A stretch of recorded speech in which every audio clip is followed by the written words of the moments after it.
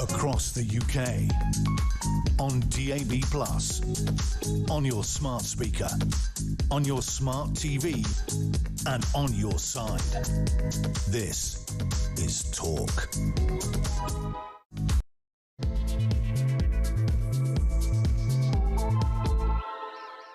Good afternoon to you. So I promised something a little bit different. I'm only motivated. There's loads to talk about today. Loads of guests lined up, including Mike Graham with the Jeroboam of Rose before 5 o'clock. I promise you, but we were reading and preparing for the show, and this shocking news came through that Boris Johnson has admitted today that he has used artificial intelligence to help him write his books. The former PM said he loved it when ChatGPT called his questions brilliant when he was writing. Speaking to some English channel, I've no idea, he said, I love AI, I love ChatGPT, I love it all, they've helped me make a lot. So I said to Ryan, why don't you see if ChatGPT, whatever it is, AI, artificial insemination or whatever it's called, if it could prepare an opening for drive time as Boris Johnson. Now, I'm feeling a certain degree of pressure because I don't really do Boris Johnson and everybody's looking at me. But this, ladies and gentlemen, to the wonderful tone of the national anthem is the former Prime Minister introducing Jeremy Kyle's Drive Show. Good afternoon, my fellow citizens of the airways. The time by the immutable tick-tock of Big Ben, or at least by my studio clock, is 4 o'clock precisely on this fine 16th day of October, and I, Jeremy Ruddy Kyle, am here to catapult you into the latter half of your day with all the energy of a double espresso with no cream and a particularly vigorous game of bloody ping-pong. Now, let me be absolutely clear. Today's show is not for the faint-hearted or the timid of spirit. No, no, no. It's for the bold, the bloody brilliant, the indomitably British. We're talking topics that make your hair stand on end, well, mine, presumably, and will make you laugh, and we want your opinions that are sharper than Churchill's wit on a rainy evening in Downing Street. And speaking of Great Britain, I'm feeling rather like old Winston myself, ready to rally the troops to never-ending dullness and to march bravely into the battlefield of afternoon broadcasting, armed only with a microphone and a slightly thinning hairdo. We'll discuss everything from the nation's curious obsession with Peppa Bloody Pig, a pig of indomitable charisma and questionable table manners, to why ping-pong, yes, my friends, ping-pong, remains the most truest test of a Brit's mettle. So tighten your intellectual seatbelts, pour yourself a strong cuppa, and prepare for 2 hours of magnificent mayhem. This, my friends, is the Jeremy Kyle Show. Unleashed, unfiltered, and unapologetic British. Good afternoon. Christ. Right. There we go. God save the king. Honest to God, how can you, if you're Boris Johnson, admit that your books are written by AI? Did we give him an advance? I want the money back. Outrageous. A very good afternoon. Just a slightly weird start, but why not? So much to talk about, and I'm going to get straight to my first guest because this lady is very busy and I had to beg her to come on. The assistant comment editor of the Daily Telegraph, Poppy Coburn. How bad was that? Was that funny? It was disturbing. It was also weirdly quite accurate. I know. I think you really got his mannerisms down. It was There we go. the threatening of war. Poppy war Coburn. metaphors. Lovely. Poppy Coburn. Brilliant. That was AI. How are you? Welcome to the show. Everything all right? Yeah, very good, very good. Another busy day, another day of Labour screwing everything up. So, you know, it's it's never dull, is it? It's never dull. It's never dull. It started on Monday when Keir Starmer was humiliated by Donald Trump. That went viral and was fantastic. We've had Jonathan Powell over the Chinese thing. He's fine. He'll be gone by tomorrow. We've had Rachel Reeves, Rachel Thieves, as I like to call her, who's admitted she's going to tax anybody who's successful. But one of the things, and we were talking about this morning off air, that really infuriates me is this delay, this continuing delay to the grooming gangs inquiry. I know you share my frustration. I think it's appalling how this has been covered up, don't you? I think the thing that's most galling about it is that it was entirely predictable. You know, the grooming gangs thing, when it came back in the news, thankfully part to, you know, all the online discussion. So everyone starts talking about the grooming gangs again. Everyone's horrified, just as they were the first time around, about some of the allegations that have been made and the torture, because that's what it is. It's torture these girls had to endure. And so the Labour Party knows, you know, well, we're going to have to throw people something. Let's do what we always do when we don't want people to realise that we've screwed something up. Let's do an inquiry. Yeah. We'll say it's going to take 2, 3, 4, maybe 5 years. Don't ask us any questions then. That's Jess Phillips's line. We're doing an inquiry. Now go away. Stop asking questions. Kick it down the road. And it's so disrespectful, as you said, to the victims. And we have a culture in this country. I know find ourselves on a daily basis talking about immigration. Epping was an example, was it not, of mothers taking to the streets to protect their young girls against migrants. But this went on for years. I still find it difficult to even handle the fact that when we started talking about this, when I joined this station, somebody told me that, and we checked it out, that the police in Rotherham said we had to go carefully over the last 8 years, and it's taken longer than it should have because we didn't want to stir up sort of multiracial hatred. I don't care where you come from. I don't care the colour of your skin. If you think it's OK to rape young girls, white girls, you have no place in society and no place in my country. And I don't know, you say kick it down. I have to salute as well. You said this, Tory MP Katie Lamb, who wrote in today's Sun newspaper, a brilliant part in this. She has been so strong on this. But it's almost as if not just this government, the last government, institutions of each level are prepared to just let this go. It's beyond me. It's beyond me. Well, you know, the thing that's so shocking, you know, this has been going on for nearly 30 years in some cases. These victims have grown up. They've had their own kids. Some of them will be having their own grandkids and still haven't seen any justice. You know, it is the worst scandal of my entire lifetime, and there are a lot of things that are competing for that title. I really genuinely think it is. It is tens of thousands of girls who have been let down because of the ideology of political correctness. And frankly, the Labour Party, where a lot of the hotspots where this grooming gang thing was happening, were Labour-run councils. And I'm sure there's a lot of questions that a national inquiry will ask that they don't want to answer. But what I want from people like Jess Phillips, who paint themselves as these virtuous feminists, who are victim-led, who just care about women, and, oh, Nigel Farage doesn't really care about women, you know, Tories that care about women.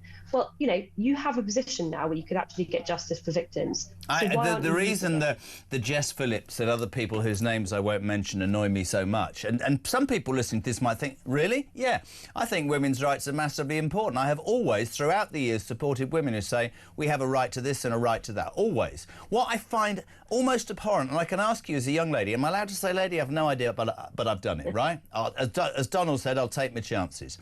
Is that those same people who crow on the whole time about safety for women and stalking and women's rights and equality and equal pay, when a girl gets sexually assaulted on a Bournemouth beach by a migrant, when the Epping Forest mothers came out to simply say, we're concerned that men from other countries with different religions and different beliefs are allowed to roam our streets right next to a secondary school, and there we are, somebody was attacked and is going to go to prison.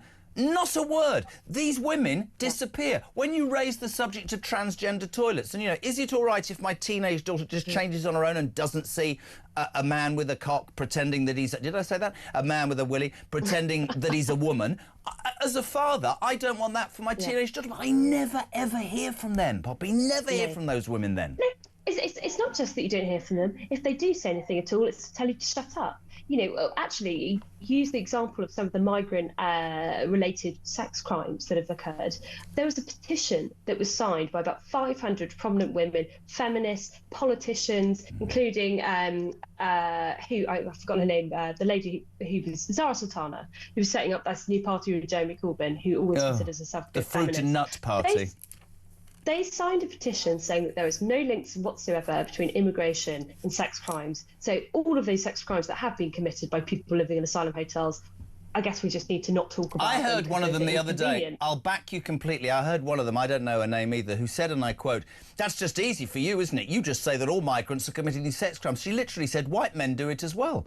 And I'm shouting at the television going, well, fair enough then. Let's continue taking more people. So they can commit more sex crimes. I know. I mean, it's insane. It's absolutely insane, as is Starmer. Well, he's just insane anyway. What do you make of him? Apparently he's standing up to the Donald. He's going to defy Trump on net zero and back a global net zero tax on shipping.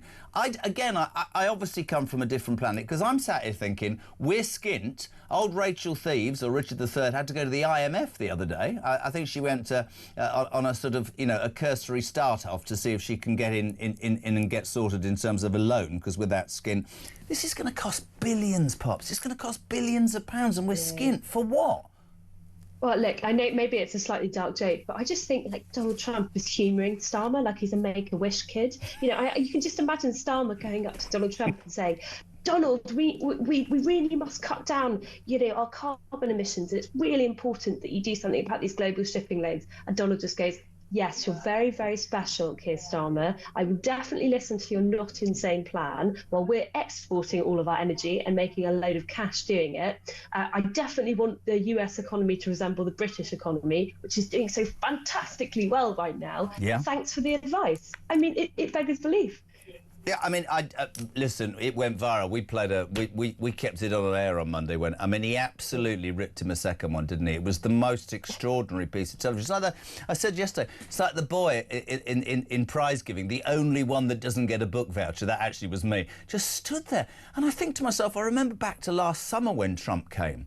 And he dropped some papers. Do you remember that? And Starmer just got down on his knees and picked the papers up. I'm like, you're supposed to be the Prime Minister of the United Kingdom.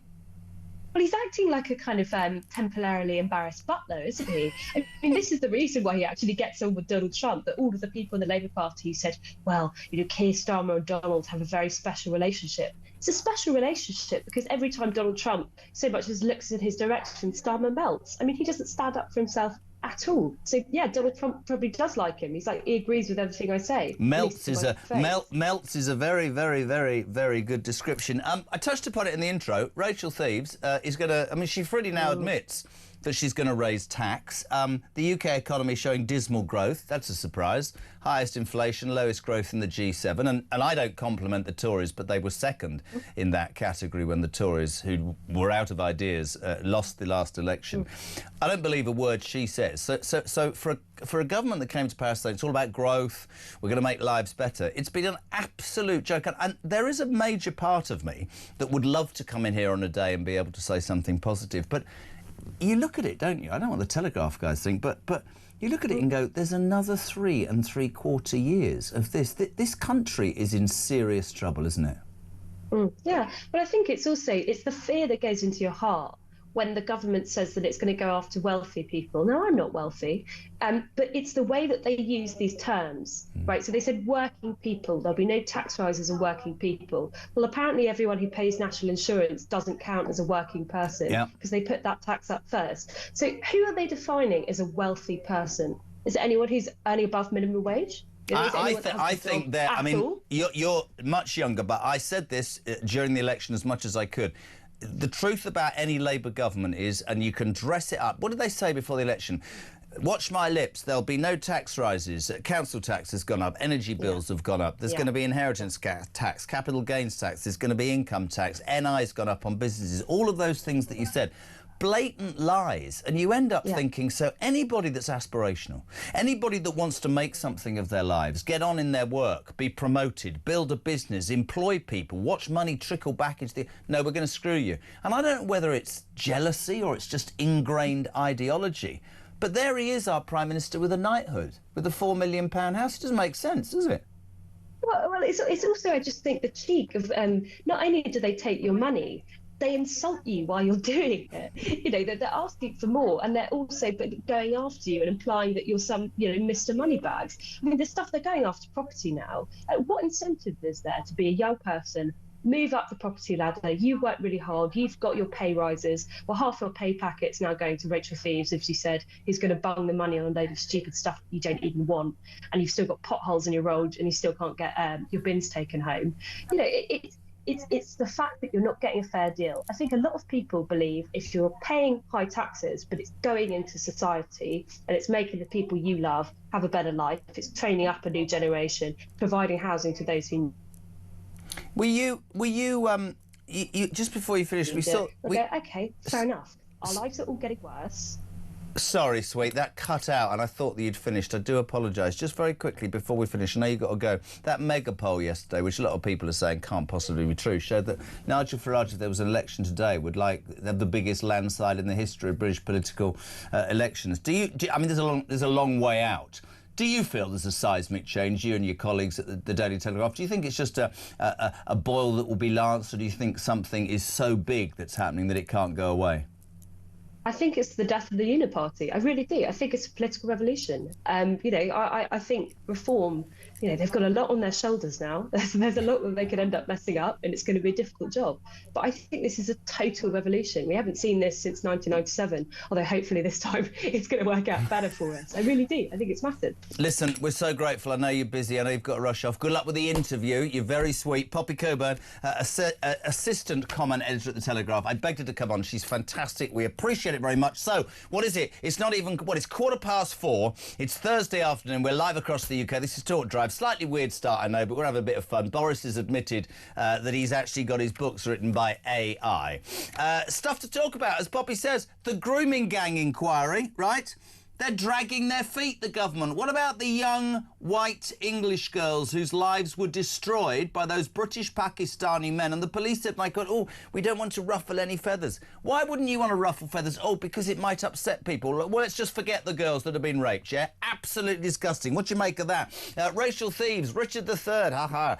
She says, I am going to tax the rich. She defines rich as what? Anybody, as Poppy Coburn says, who's what, on more than the minimum wage. And it's true, isn't it? Poppy's absolutely spot on. You're happy to pay tax if you feel you're going to get something back. If you can see a doctor or see a dentist, or make sure that if your kids are ill, well, they get a hot meal at school. No, none of that, none of that. All this increase in tax is for two reasons. One, it's because this government is bloody incompetent and can't add up, because they promise money to people and they can't afford it. And the second is also true. Our country is full of migrants who should not be here. They're here illegally, and that is putting a financial drain, and the people who pay the tax to service those public services are missing out. That's the truth. Loads more to talk about. Whatever you want to talk about. The A-teamer in Jodie, I think it's fair to say, must be going out tonight, or John Lucas is coming from The Sun, because, I mean, she's got a belt on. I'm just being honest. Ryan and I were shocked, weren't we, Ryan?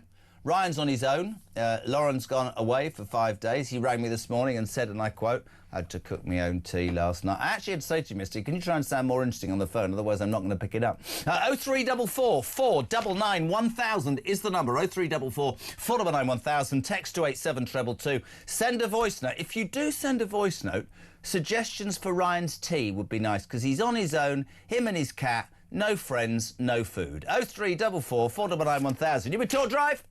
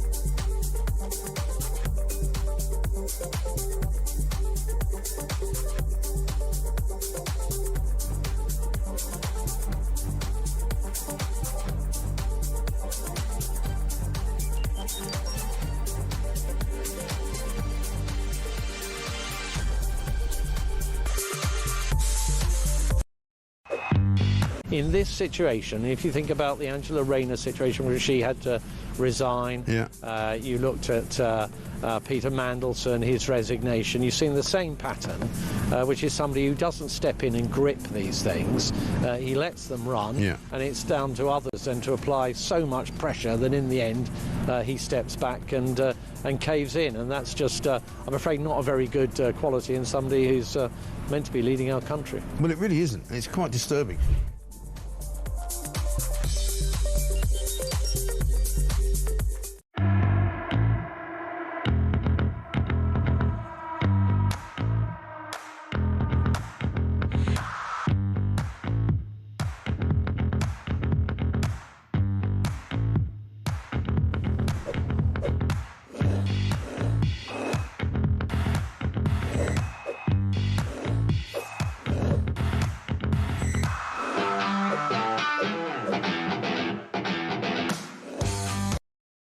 Across the UK, on DAB+, on your smart speaker, on your smart TV, and on your side. This is Talk. At 4:23, we're live across the United Kingdom. We've lined up our next guest. I'm just going to say that sometimes the stresses of working the hours that Mike Graham works means that occasionally he has to take his foot off the gas and just go and chill out.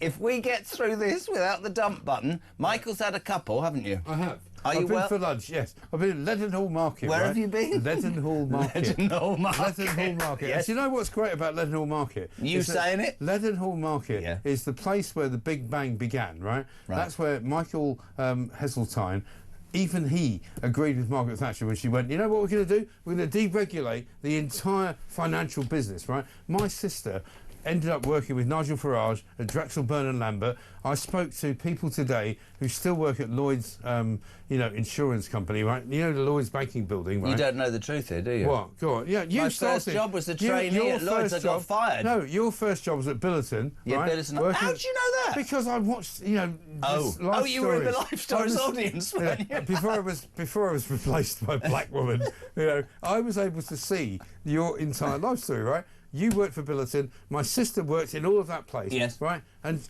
Leadenhall Market, for me, is the place It's the epicentre. It's what I call home. Why have you got a Jeroboam of Whispering Angel? Because the people who asked me to appear for them, Taxpayers Alliance, by the way, very good group of people, yes, who say that we should not be paying so much tax. Quite right. We should not be allowing this government to actually claim things from us that we don't actually owe them. Really? They said, would you mind coming to speak to us about, whether or not this country is actually completely and utterly messed up, yes, absolutely. Messed up, right? I love this. Mike knows exactly what he's doing. And Ryan, ladies and gentlemen, if you could see, he'll be literally riding on his own. He's on his own. His wife's gone.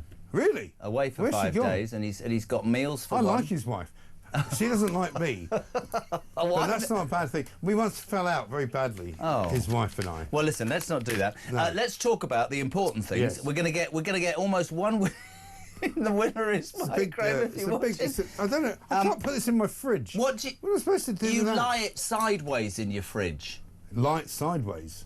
Or drink it now. Have a glass now. No, I can't open it now. That's you see. But do you know what? The woman who runs the bar that I went to, should do with that. which is the Broker's Wine Bar, by the way. Don't mind if I give them an advert. No. She said, Mike Graham, I've heard you. She said, I listen to you every morning. Yes. She said, I've heard that you like Whispering Angel. She said, so I've basically ordered 6 bottles for you to drink. How many of them did you have? 3. Brilliant. And then she said, we've also got this present for you. She gave me this. I think you should bring that to be on stage at our night on the 15th of On the 15th of November. We had Good Lewis idea. on the show yesterday. Fantastic, I mean, man. we're going to play that. We didn't do it today because Christian, I'm afraid, screwed up. We're going to play it tomorrow. I said to him, can we please play, Lewis McLeod's appearance on Jeremy Cole's show? He messed it up, I said it to him at 5 a.m. Useless. And we got to 9:45, and I went, where's the clip? He went, oh, I've forgotten about it. These are the people we work with. I have to put up with this every day. Know. I know, it's shocking. Ryan will phone me. I rang him today, Ryan. He went, hello. I said, you need to sound more like him, mate. Did you say Ryland? Not Ryland. He looks like Ryland, though. Yeah. I'm sorry. I've called Ryland by mistake. Can you get the... Yes. Listen, I've got a book for you, though. Look, well, now, this is the important part, because Rachel Thieves, your favourite person, I love her, has hinted that she is going to tax anybody who's made any money and been in any way successful. This is what I said today at the Taxpayers Alliance meeting. I said, look, if you've got money, if you've made anything of yourself, if you run a business, if you've made a pension out of something, if you managed to get some savings, this bloody government is going to come after it. They're going to try and take your tax. They're going to tax you. I'm fine. They're going to tax your bloody pension. They're going to tax your savings. They're going to tax everything that you want to give to your children. They're liars, aren't they? Yeah, they are absolute liars. And they are. And people said to me, "What are you saying? Are you saying that Keir Starmer's not going to be here very much longer?" And I said, no, he will definitely be gone by the summer. Well, I said quite repeatedly on this show that you used to say it for a long time, and I was like, oh, I'm completely with you. I think, that, right? I think he's a dead man walking. In fact, this Chinese spy thing, I think there are people within the Labour Party who are prepared to throw him under the bus now. I think he is a dead man. Sorry, that was a mistake. I didn't mean to go, very inscrutable, right? When you talk about the Chinese are very clever people, right? Yes. Not only can you give a takeaway to the Chinese, but what you can say is that they've embedded themselves inside this government. They've embedded themselves inside. Prince Andrew, by the way, was one of the people that got them into the Houses of Parliament. Did he? Yeah, he's been like entertaining these Chinese people for the best part of the last 2 years. It's a nightmare. And what we have to say is that no longer will we put up with it. We have to. I completely agree. To Keir Starmer, would you stop lying? Would you mind not admitting that you are a complete and utter nightmare. Tosser. Sorry. Thank you. No, somebody wants the other thing I want to talk to you about is taxpayers. It's the size of this, by the way. It is. He's talking about the bottle of wine. Taxpayers will be stumping up 60 million quid to a private health company to treat small boat migrants. The Sun revealed today. A specialist medical team will deal with sick or injured arrivals crossing the Channel for at least the next 6 years. Home Office officials have signed off a deal with Dr. PA Limited. Who's that set up by? Michelle Mone, to provide urgent healthcare needs of individuals arriving via small boats. I'm not having it. We spend money on the not having it. No. They keep saying we can't save any money. We can't save any money. We can't take anything away from the welfare budget because 9 million people actually are completely and utterly useless and do not contribute to the economy. I love you. By the way. I know. Thank you very much. They say that they are economically inactive. Yes.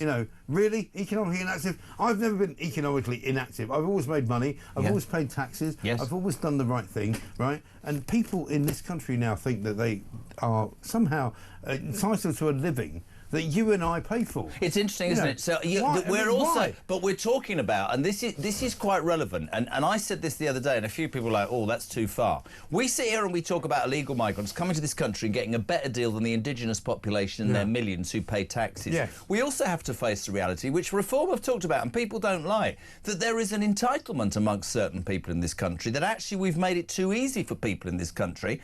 Many on benefits, of course. Before you jump up and down, there are many mentally ill and disabled people. But there are. But I would respectfully suggest there are also millions who have got used to sitting on... I'm also mentally ill. Check me out. I'm a complete and utter maniac. Please give me some free money. But what I'm saying is there's a lot of people who are genuinely taking the mickey. Yeah, of course there are. And that's not good enough. I spoke to some people today, right? People who love you, love me, and they said, I get up, women, particularly of a certain age, get up at 5 to 6 in the morning. They want to listen to me. Yes. Women say to me... My wife. Women, they say to me, you are my salvation. I've never had anything like this. They I lie to my husband and I tell him I'm getting up early to make the sandwiches. Actually, no, I'm getting up to listen to your show. Have you got tune music? They also say, I'm listening to you, I'm listening to Jude, I'm listening to Jeremy Kyle. We love what Talk does because we are the future. And we're honest, aren't we? We're honest. But also we know, and they asked me, they said, all right, I did a sort of question and answer session with these people, right? And they said, you know, what can you tell us about where this is all going? And I said, I can be terribly, absolutely, and utterly sure that it's all going to hell in a handcart. And by the time, next year, and you mark it down, you know, write it if you want, if you've got a pen, you know, in the old-fashioned way, mark it down. Yeah. You know, this time next year, this time it will not be Prime Minister of this country, right? Without any shadow. Who will be? Shabana Mahmood? Absolutely. I don't care who's going to be next, right? We're going to keep riding them. We're going to keep. I can't say the word. We're going to keep. We are going to keep putting the pressure on them. Yes. To make sure that they just disappear. And can I say, in all fairness, actually, for there are people who phone up and they go, see the size of this, by the way. Yes, that's what. Sorry, that's what my wife said. There are people who say, you know, you're only having a go at the Labour Party. No, we're not. We were equally damning towards the Tories at the end, who absolutely messed up. I wrote a piece in the Telegraph this week. Right, I don't know if you saw it. Yes, I did. It was brilliant. In which I said the Tory party's dead. It's done. It's finished. Yeah. Nobody cares about it. No. Robert Jenrick needs to defect to Reform. Ian Duncan-Smith, also a brilliant man, he came on this morning to me on my show and he said, you know, these Chinese people are a bloody danger to. And he's been under the cosh of them for years. He has. And you know, if Robert Jenrick and Ian Duncan-Smith move to Reform tomorrow, they would be the greatest force that we'd ever seen in any sort of Pete in Southend-on-Sea says this is Radio God. I've never heard Mike drunk before. You're not drunk, are you? No, not at all. Rubbish. It's not even open. Look, it's not. I haven't even opened it. What are you talking about? Hi, Jez. I think Mike needs to sit this one out before we lose the legend forever. What a legend What's he talking about? I mean, there's afternoon. Just wondering if Mike has been out for a liquid lunch today. Yes, I have. He has. He's been working. Jez, I'm loving Mike Graham. It sounds Simon in West Sussex. Yvonne says, Michael, I've always liked the fullness of you. Oh, Please don't lose any more weight. What do you mean? She's turning to the Jeremy Kyle show. Please welcome Yvonne on the show. Yvonne's coming out. I've lost 2.5 stone, right, as a result of being stapled to a personal trainer. Listen, I've done very well. It's kind of slowing down now. Yeah. It's harder now to lose. They're saying open the bottle. Millions of people are saying I just can't, open. Have You can't got a corkscrew? Send Mike for a drink more often, says Alan. This is the funniest thing, says Steve Swift. You lot need to drink all the time. Talk, crying, laughing, wondering if he's drunk. If he is, why is he on air? How long will it be till he cancels himself? Absolutely you don't ridiculous. get cancelled at Talk for being honest and genuine. Or pissed, even. It's true. We don't. No, because that's not what we do. We are normal people. We do what everybody else does. That's why people love it, right? Because they know there are people listening to this show who've been out for a drink at lunchtime. They've come home and they've gone, well, he sounds a bit drunk. Yeah. You know, it's not a problem. You work hard. You'll be back here tomorrow morning. I'll be back here at 6 a.m. What about getting you home? How are we doing By the way, yes. Can I ask you, do you remember last time we spoke? Don't worry about it. Last time we spoke, do you remember we were apparently being offered a Labour minister who was in charge of flooding, right? Oh my God, right? yes. Do you remember? Do you want to know how that went?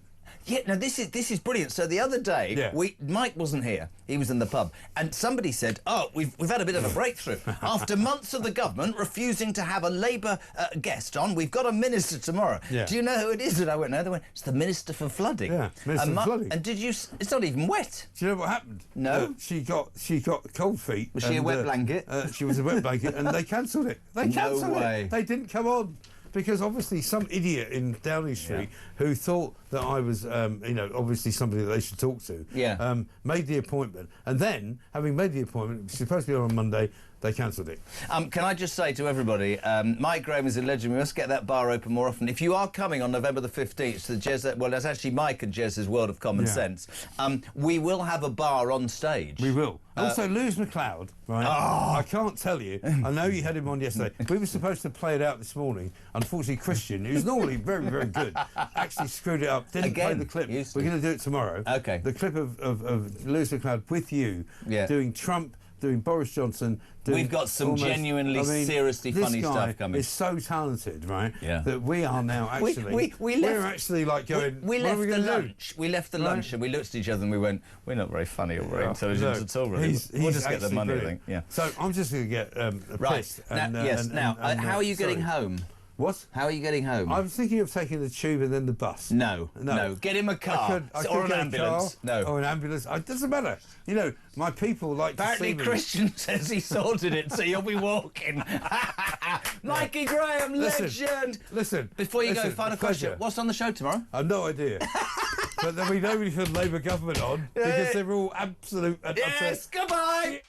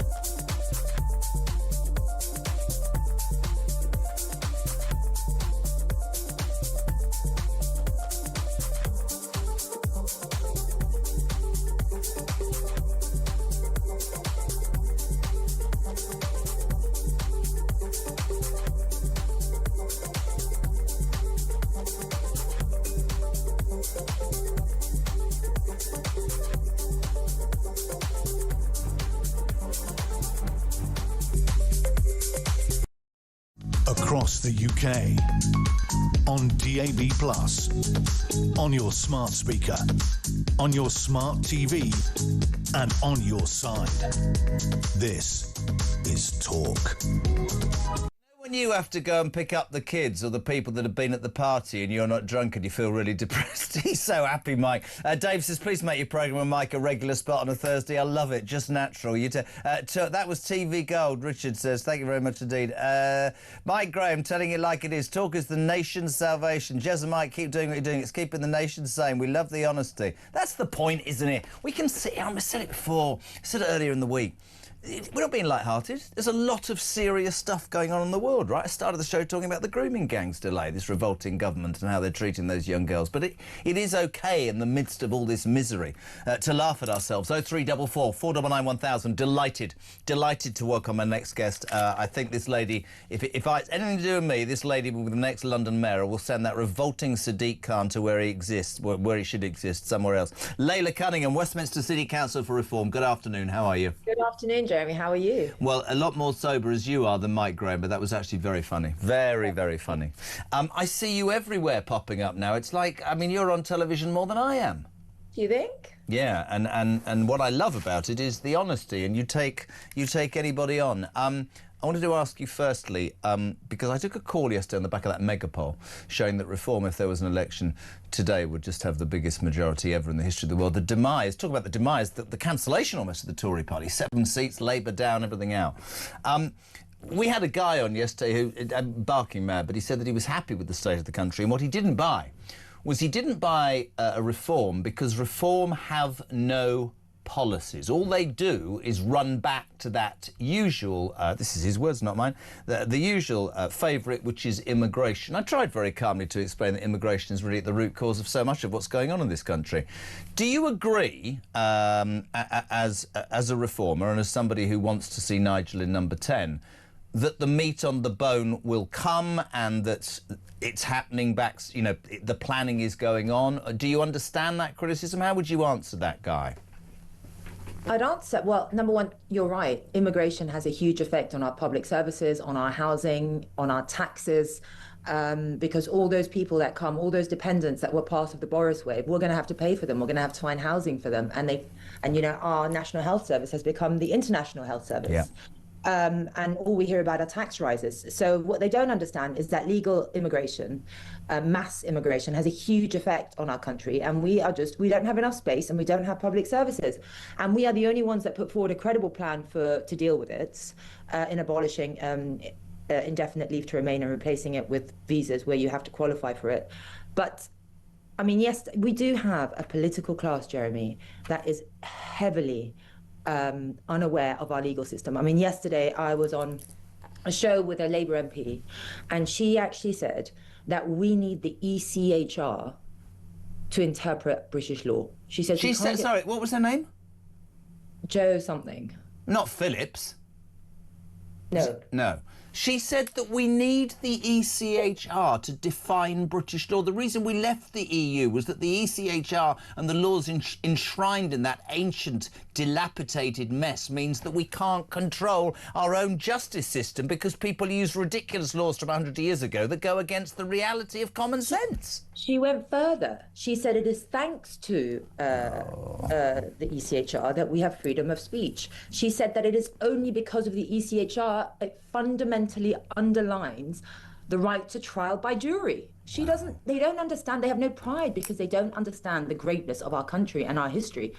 Trial by jury was invented by us. We invented human rights and gave it out to the rest of the country. They still think that we need to ask permission from Strasbourg for human rights. So we have a class that doesn't believe in this country. Here's my next question, actually, and it leads on from that guy yesterday who literally said he was happy. I mean, the response was extraordinary. He was happy with the state of this nation. Nobody can be. I'm not even going to sit here and lay it out.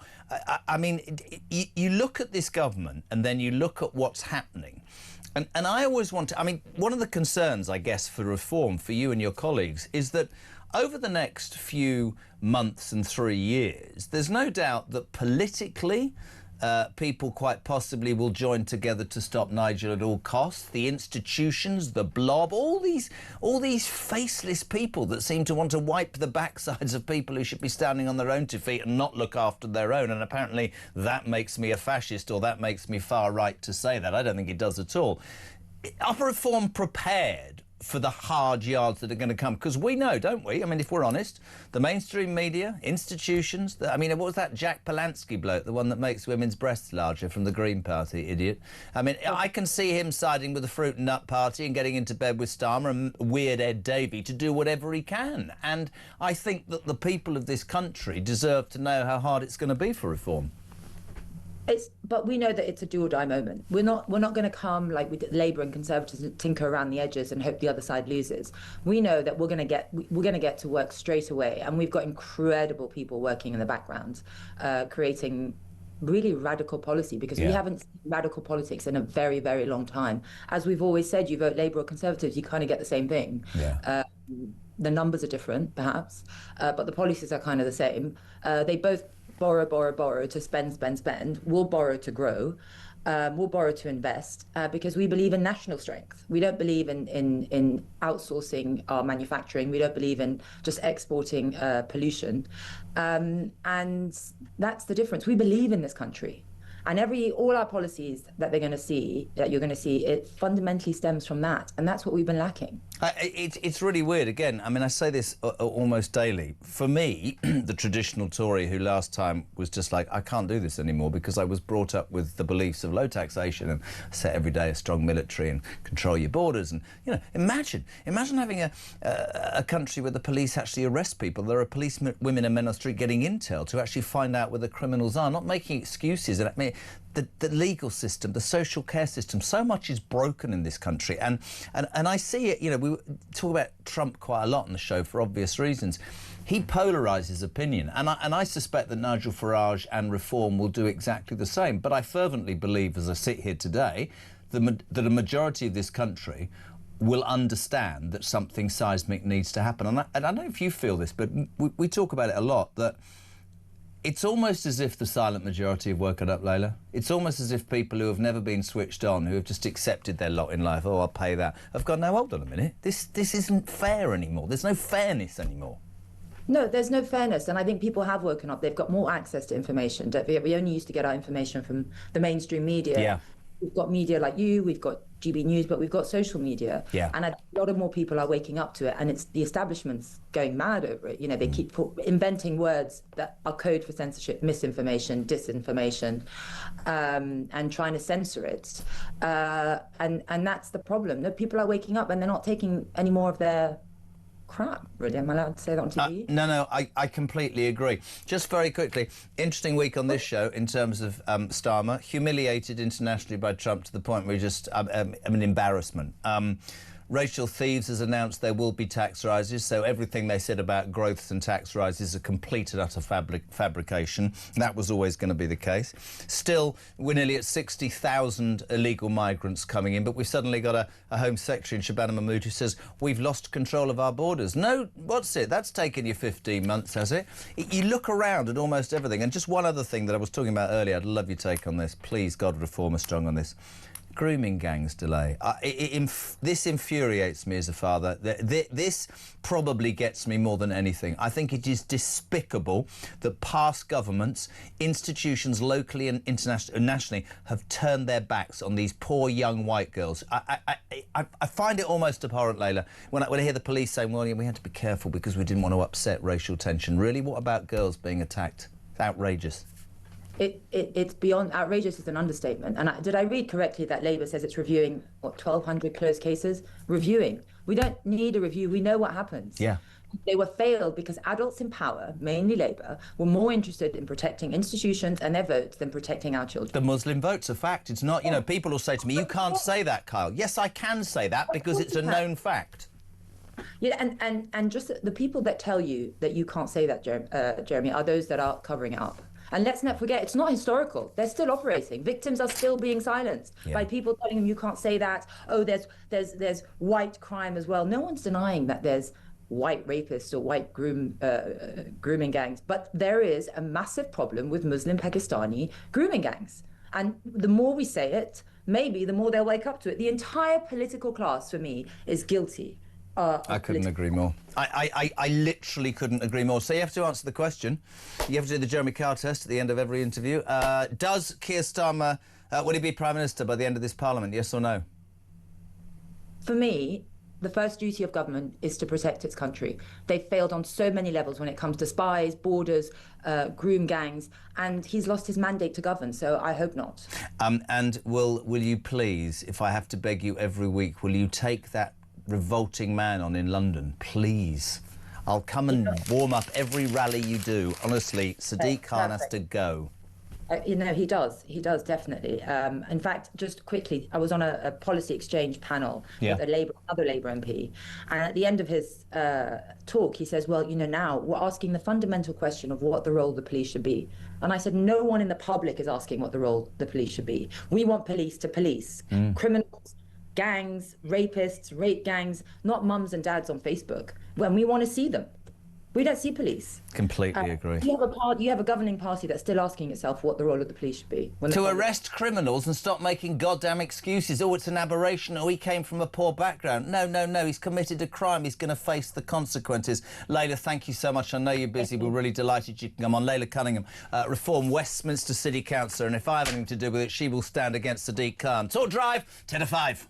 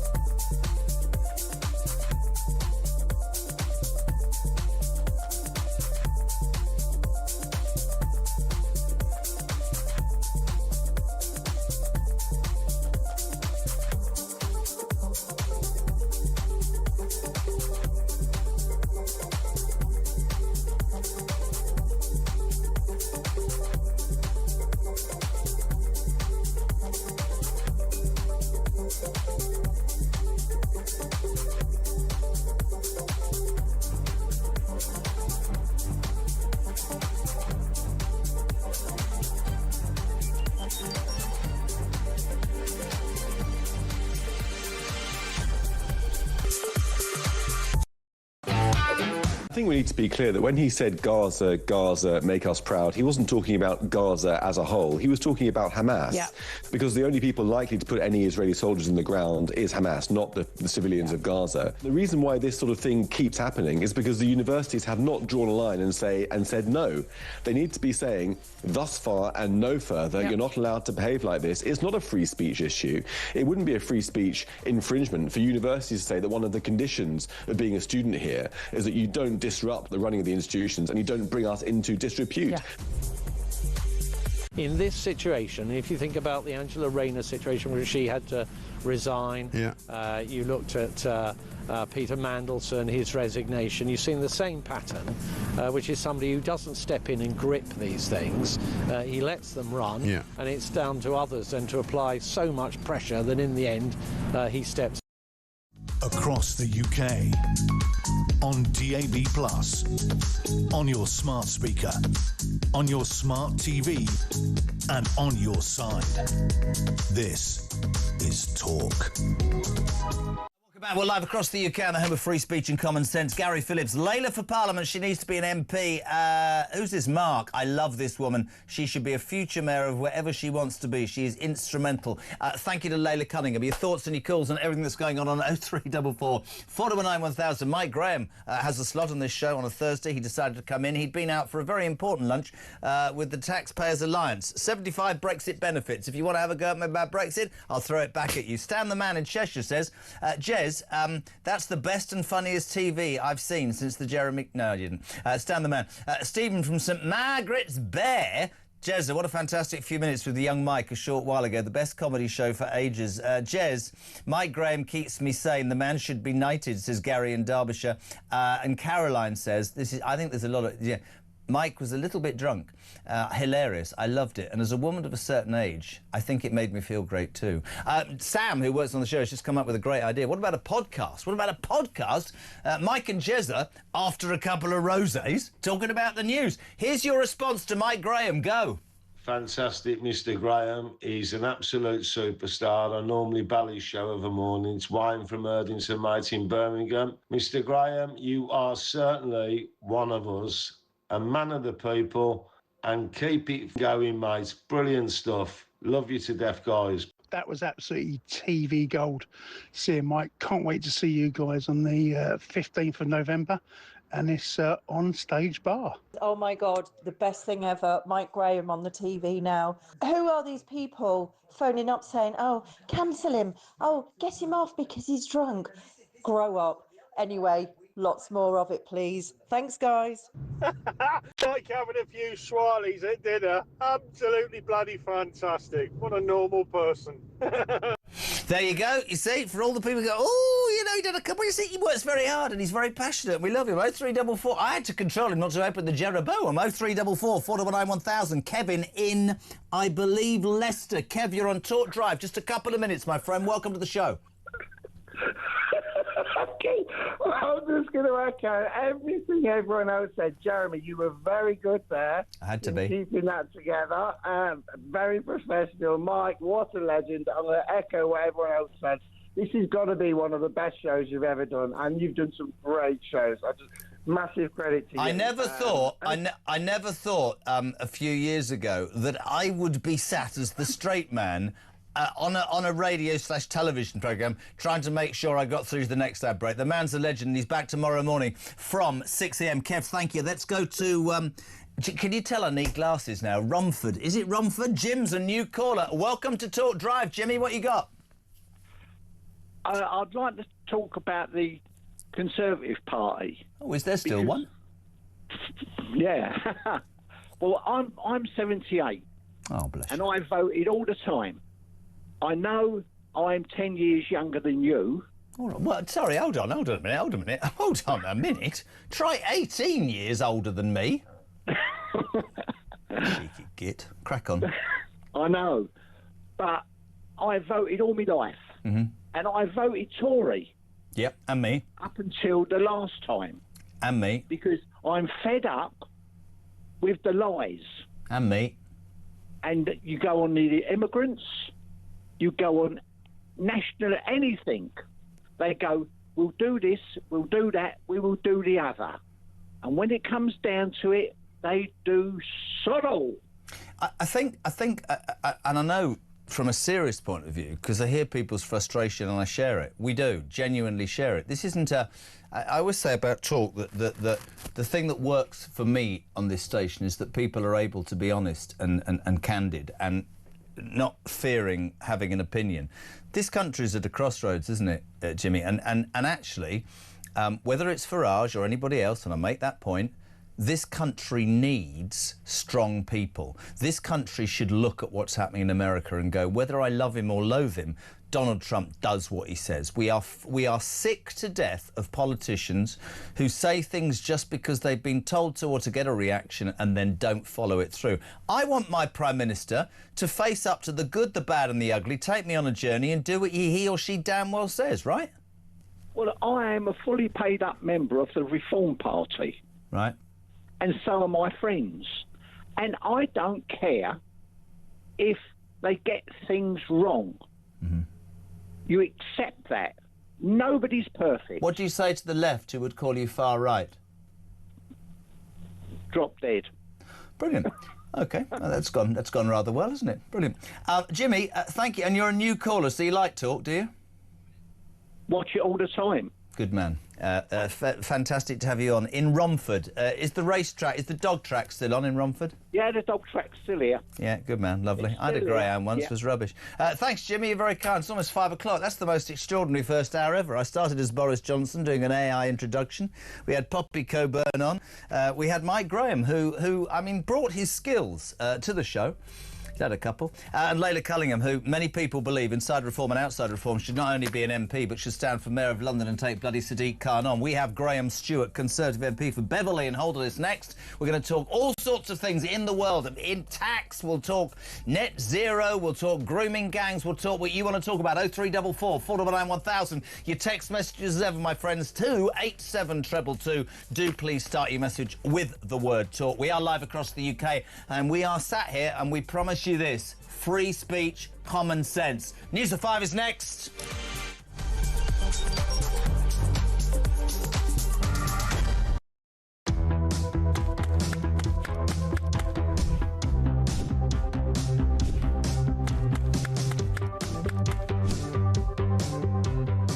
Is it transphobic to say only women have a cervix?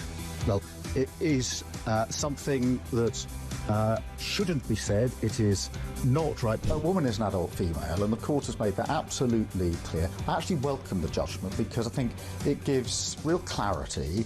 It allows those that have got to draw up guidance to be really clear about what that guidance should say.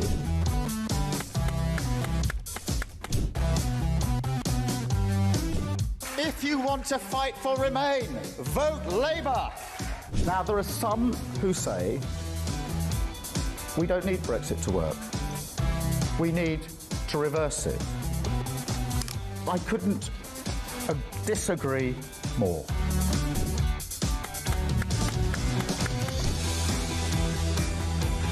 Day after day, there are new allegations of sleaze, of favours, of privileged access. And it's all very well the Prime Minister saying, well, say now, well, I'm paying for it. You've decided to repay £6,000 worth of gifts. Lord Ali is facing an investigation. I wonder how concerned you are that your biggest donor was not fully transparent. Are you saying you made a mistake? It was right for me to make those repayments. Thank you.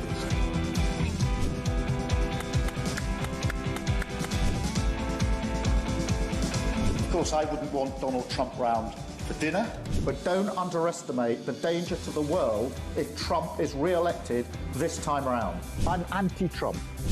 I would like to send my warmest congratulations to President Trump on his inauguration as the 47th President of the United States.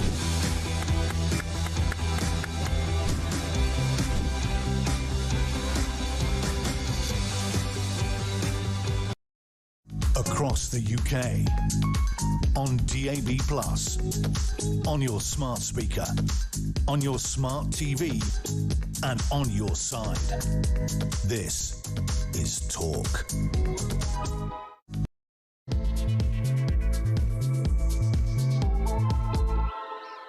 My friends, hour 2 of Drive, 4th Thursday. We're across the UK, the home of common sense and free speech. JK at the controls. Well, not really. Sam's at the controls. I just speak occasionally. 0344 499 1000. Jodie taking your calls. You can send a voice note. Loads of people are. 0344 499 1000. Same number. And also your text messages 87222. There are a few people ringing up saying that Mike Graham should be taken off air because he dared to come on a little bit tipsy and be quite opinionated.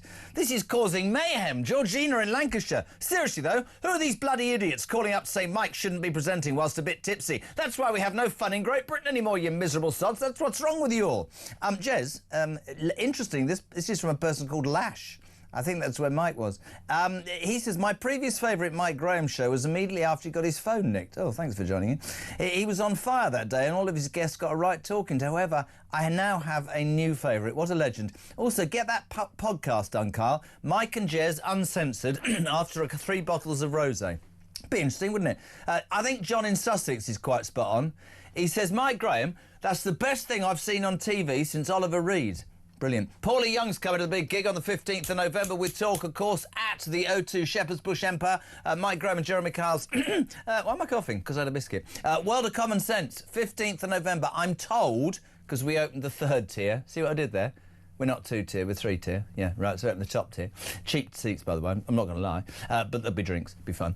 We've opened that, there's a few left. If you go to ticketmaster.com. Thank you, Paula. We will look forward to seeing you there. Margaret in North Yorkshire. Why have I done a bit like Margaret in North Yorkshire, all right. That were brilliant. What a duo. Open the wine. That was TV Gold, says Richard. Thank you very much indeed. Now, Jez, says Kevin in Leicester, going back to the start of the show, you talked about the grooming gangs, and I'm delighted, he said, that you chose to respect you and talk, because nobody else is. This government want it to go away, literally, and Kevin Leicester, I agree with you wholeheartedly. One of the biggest scandals ever. We've sat and we've talked about this government, about, you know, the lies about taxation. Yesterday, you might have seen Rachel Reeves going on about, you know, I think there are going to have to be, we're going to have to charge more tax to the people that are rich. Her definition, though, of rich is anybody who's made some savings, had a career, built a business, been promoted. Anybody that's basically aspirational and has achieved anything is going to be screwed by Rachel Reeves, who came to power, of course, saying, we're not going to raise taxes. Watch my lips. We're not going to raise taxes. Council tax, oh, that's gone up.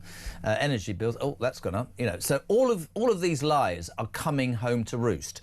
One of the things that really infuriates the Kevins of this world and me, genuinely hand on heart, is this grooming gang scandal. I don't know if you remember earlier in the year, Jess Phillips, a real major voice on women's rights and protecting women, quite rightly, was made Minister for Women, I think, and literally nothing. She'd have drolled out before Easter, as I remember from the show, and said, well, we're not going to have a national inquiry now.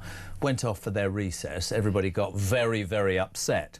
And thus they were pressured again to come out and say, we will have a national inquiry into one of the biggest scandals in this country. This is the same as the post office scandal. This was young girls. And they're dragging their feet, this government. It's been 4 months since that was announced. The excellent Tory MP Katie Lamb wrote a great piece in the Sun newspaper today saying tens of thousands of victims and perpetrators were covered up.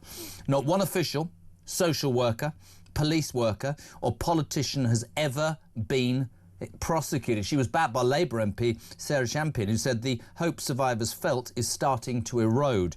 It comes as Professor Alex Jay, who led the 7-year independent inquiry into child sexual abuse, said she was disgusted and frustrated that only 2 of her 20 recommendations have been implemented. I put this to you, peeps, right? I'm not bothered, and I keep saying it, I'm not bothered about the colour of your skin. These were British Muslim Pakistani men, right? That's a fact. When the police in this country go, oh, we're not actually going to do anything about this because it might upset people. That's outrageous, right? That is completely and utterly fundamentally wrong. I don't trust this government, and when people say to me, this is simply to maintain their vote, the Muslim vote, they lost 4 MPs in the last election, I don't know. But what I find abhorrent is that young girls whose lives have been decimated by revolting human beings, it took that long. They got lenient sentences and they're out, and those girls are traumatised forever. We'd love your thoughts. 0344 499 1000. Only number you need. We say a very good afternoon to Graham Stewart, Conservative MP for Beverley and Holderness, a man who always has an opinion. Good afternoon, Mr. Stewart. How are you? I'm very well, thank you, Jeremy. It's lovely to see you. Back from your long recess. You had about 11 years off, didn't you? All those MPs, time off. Enjoyed your holiday? If not longer, but we were also there for our conference, which was, was good fun, actually. And Kemi Badenoch nailed it with her speech. So, actually, the opinion polls haven't yet gone the way we'd like them to. But I think the direction of travel, doing the work, and especially, the issue you and I have talked about often is why did the Conservatives fail for so long on the immigration issue?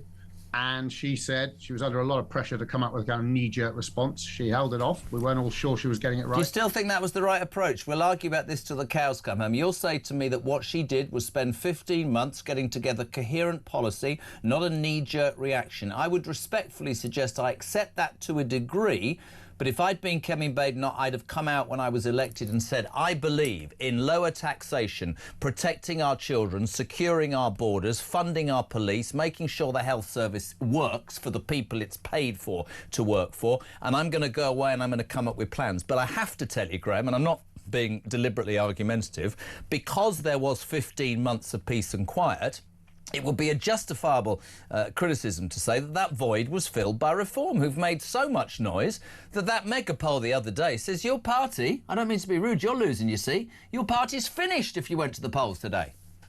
Yeah, well, we're not going to the polls today, Jeremy, and the British people, when it comes to a general election, they're looking for people who have got answers because they're angry, they're cross, just as you've said now, from the grooming gangs to the issues of immigration and having failed to deliver the promises that we made on immigration. As you rightly said, you were tearing into me and others on your programme, quite rightly. And one of the reasons why you didn't vote Conservative is we had to come up and be able to say credibly, point by point, a coherent approach. So I know you can say that's trite, but actually I think I didn't know whether it would work. I mean, you could, as you say, you have to be bolder, but Yep. Kemi Badenoch pretty much did say those things you said, but no one was interested because they were too busy going, well, you let us down on that. Now, this, 188-page report, step by step, and it's landed pretty well because we've got, otherwise, the thing that's thrown in our face time and again, 14 years, well, as you and I have discussed, 14 years in which actually we turned the economy around. We got 4 million more people into work. A lot of good things, but we didn't get it all right. No, I accept that. But do you not think it is dangerous, bearing in mind where we're at? I think we're at a crossroads politically in this country. I genuinely believe that. I think it's dangerous, and I know it's probably just language, if you and your colleagues still refer to what's happening as people are just angry. I think if you said that to the millions of people who will tell you that they're going to vote Reform, even if they're led in the opposite direction by the hand, because they don't trust what has come before. Not just the Labour Party, the Tory Party, this uniparty, we're in, they're in, we're in, they're in. And I never thought, I mean, I've been really honest, in my lifetime, that I would see the possible demise under the two-party system of one of those parties, maybe both, and a party coming from nowhere. But I do think, Graham, with respect, it's dangerous to just label Reform as people are angry. I think there's far more to it, my friend. Well, I mean, people are angry and they reflect the views you've just made there. And I've got my constituents. I only won by the narrowest margin. I've got a hard job to persuade them to vote for me next time. And as you say, if there was an election tomorrow morning, then it would be a miracle if I won my seat. So, I'm not exactly blasé about it. But it is fair to say that people feel disappointed. Yeah. But in order to address that, when you actually get to a general election, as opposed to just how do you feel, and right now I feel like Conservatives let us down in too many ways and Labour have been absolutely disastrous. Yeah. That's where the public's at. But when it comes to the actual election, you're suddenly forced to go, well, it's not enough to say that the Tories and Labour have let us down in the past, as far as I'm concerned. I need to know who's going to make things better. And that's why it is important to have policies, to have plans, and so far, I mean, that we have no divine right to exist. The Conservative Party could cease to exist. The British people would carry on perfectly happily without us, and the most successful party in political history in the whole Western world would just die. That could happen, but the way for it not to happen, I think, is for us to do a lot of hard work, be able to answer in detail, because when you get to the general election, people will suddenly go from just wanting a change. I get that, and to be fair, deliver. And I think Kemi has the kind of personality. She gave a brilliant speech. She held off on coming up with easy answers, leave the ECHR. Well, I'm minded to, but I'm not going to come forward until I've sorted it out. And she came forward and she sorted it out, and they looked at it and got the top QC and all the rest of it. So all the legal people, you didn't want all of them saying, oh, this is just knee-jerk, opportunistic nonsense. Actually, the proper people working it out, and they saying, yeah, actually, we do need to leave, and here's a number of steps. Do you genuinely think ministers couldn't do what they wanted to do? Priti Patel wanted to reduce immigration. Theresa May wanted to. Suella Braverman wanted to. Theresa May, don't start me. She's the reason we haven't got a police force. Come on, let's be honest. Well, that's a different topic, but she was committed to reducing immigration to tens of thousands, and we were unable to do it with Keir Starmer and his legal mates at every step of the way. No, listen, you won't find me supporting this government. Let's move it, because you know what I think of you as a person, and I've been very honest. You have a hell of a job on your hands as individuals and as politicians and as a party, but my respect to you, Graham, will forever be because you come on and you fight your corner. Somebody said something the other day, I don't know, actually it was Ian Duncan Smith, and he said, we are now fighting to be heard. We're not in the ring. We're fighting to be heard. Yeah. And through sensible policies and decisions that aren't knee-jerk, I hope we get there. But very much like you, he was honest enough to say we are suffering from the effects of 14 prime ministers in 3 weeks and a lot of failed promises. And that's, those are the optics. Can I just pick up a couple of things? I mean, I've told you before that one of the reasons I stopped voting Tory was that the highest tax rates in 70 years. Looks like the liars who are currently our government, who went... do you remember that? Watch my lips, no tax rises. Oh, council tax. Oh, anyway. Rachel Thieves, as I now call her, she's freely admitted that anybody who's achieved anything, she calls everybody rich who's ever achieved anything or got any savings or built a business or been promoted at work, are going to be absolutely screwed. And she makes this thing, which I don't understand, to pay for working people. But I speak to working people the whole time, and they do not associate themselves with this government at all. They say this government is not interested in working people. That's why they also seem to be obsessed with reform, because reform is talking on a level to these people, Graham. Yeah, well, Labour removed hospitality rates relief. They hiked the jobs tax. They're pushing up the price of energy through the roof by just coming up with a ludicrous 2030 clean power target.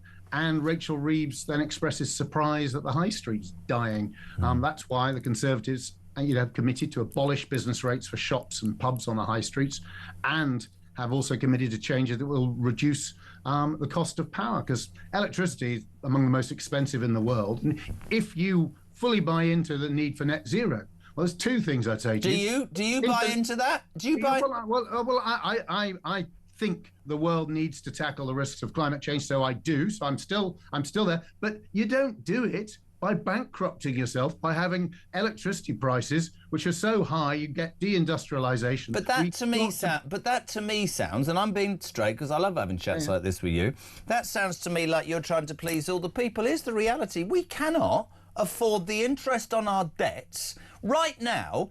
They used to tell us in the 80s the world was over. It is utter madness to spend billions of pounds on something. Mike Graham, right, said once something that will never leave me. So he said, well, what happens if you get to net zero then? Would you get a medal, or what happens next? The main producers of carbon, all those people, right, the bigger countries, China, right, they're not interested. And yet we're on this ideological path that will further bankrupt a country that cannot afford its interest on its debts. It is absolutely ludicrous. And when I look at, just from a political point of view, when I look at that, net zero, and then I look at, what we're spending allowing people to come into this country and destroy our social services so that our own people don't, I'm just like that. And then I think, hold on a second, I could absolutely sort the financial issues of this country in one day by drilling in the North Sea. Oh, we can't do that because that'll upset the Friends of the Earth. Doesn't make any sense, Graham. None whatsoever. Well, that's right. When I was, I agree with you. The point being, though, I think, action on climate change, as most British people believe. I don't believe that, by the way. You're doing it again. I think that is a lie, by the way. That's the thing Miliband says. Me every time I say something. No. To stop you giving an entirely monologue. No. But I want you to take that. I want to say this to you, right?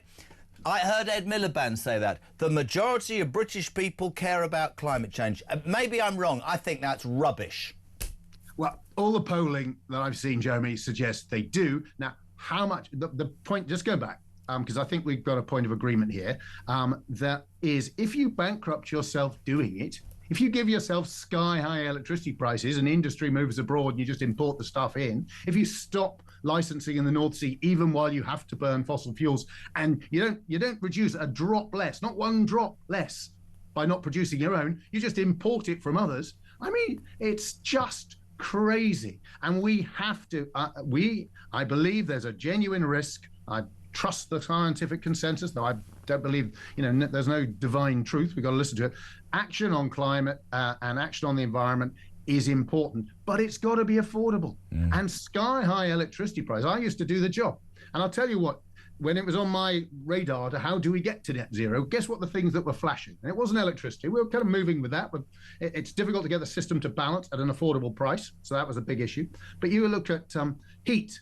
I mean, the big energy use is heat. I mean, all our buildings around the country. And you look at transport. You look at these other areas. What they need, and industry, is they need electrification. Yeah. So you actually need to get all these from every home, every building, every factory, every vehicle to move to a new system, and mostly electricity based. And you want them to do it when you, if you're Ed Miliband, like a crazed maniac, have created the highest priced electricity in the world. Well, I mean, even if your only interest was climate change and net zero, making the most expensive electricity in the world and making it worse, and I don't know if you saw yesterday, frightening. Yesterday, there was evidence at the Energy and Net Zero Committee, Select Committee, and the experts, and they said no matter what you do, even if the gas costs nothing in a few years' time. Do you know what they said? No. Everyone's electricity prices are going to be another 20% higher. It doesn't make any sense. You nailed it then. We're in complete agreement. I'm going to change to renewables. Why are you doing that? Well, it's morally good for the climate. Right, but the way that you're doing it, this is me in layman's terms, isn't going to create enough. So what are you going to do then? Well, we'll import it, but that'll be more expensive. Yes, but I mean, this is just a problem for now. 80 billion, 800 billion, trillions of pounds later, nobody's got anything. I see the net zero argument a bit like I see the political landscape right now. I think, and I finished with this, Graham, I love having you on. I think, I keep saying it every day, I make no apology for this, I think the silent majority have woken up. I think the people for years who prepared, oh yeah, tax rise, whatever, oh yeah, energy prices, whatever, food's gone up, are suddenly looking at where they believe their money is going. And of course, a lot of people will focus on immigration, but they'll look at net zero, they'll look at the stupid things that are happening, and they'll go, I'm not doing this anymore. I've never asked for anything. I've never broken the law. I've just tried to be a really good citizen, and I feel you're beginning to make me look like a mug. That's as basic as I can put it. That's what I think the political argument is right now. At the base of our society, of an economy, is energy. It's the underpinning of everything. And if it's outrageously expensive, then it actually undermines, it means that consumers are pushed into poverty, it means our industries leave, it means we're poorer, and who on earth is going to copy a country that impoverishes itself because it's got a maniac like Ed Miliband in charge? No one's going to follow us, in which case, even if we did, as you said, what happens if the UK moved to zero emissions, the rest of the world would carry on sticking it out, we'd have done no one any favours, and we'd have made ourselves poor. That's why Kemi Badenoch at the conference came out and said that we will, when we next get into government, we will revoke the Climate Change Act, and we're looking to get a sensible system that balances the desire to reduce. I mean, nobody wants filthy air, nobody wants to poison the earth even they help it, but we've got to do it in a way which makes us economically stronger, not weaker. We've got to be able to go back to people who are struggling and say this is actually genuine. It's not going to be rhetoric, because Ed Miliband will tell you every time he comes up, he's like a preacher, isn't he, in the pulpit, as he tells you, oh no, renewables is cheaper. And you go, well, how is it then? Well, it's not cheaper, is it? That's that we've now got, having increased our renewables by so much, that we've now got the most expensive electricity in the whole damned world. You know what you've done this afternoon? You've created a little feature, because Mike has a feature on breakfast where he has John Rentoul on because they disagree with everything. We're going to do this regularly. I love having you on, mate, and I respect you. I don't have to agree with anything, but I love the passion with which you do your job. Graham Stewart, Conservative for Beverley and Holderness on Talk Drive. Loads of you responding. Oh, my God, it's a manic afternoon. 0344 499 1000 is the telephone number. Text to 87222. So much coming up. Maggie Oliver. It's a story close to my heart. Everybody knows this grooming gang debacle, this horrible government that are kicking the can down the road. Here's a woman next on this show who just has put her life and soul into caring and trying to get answers. We're back next on Talk Drive.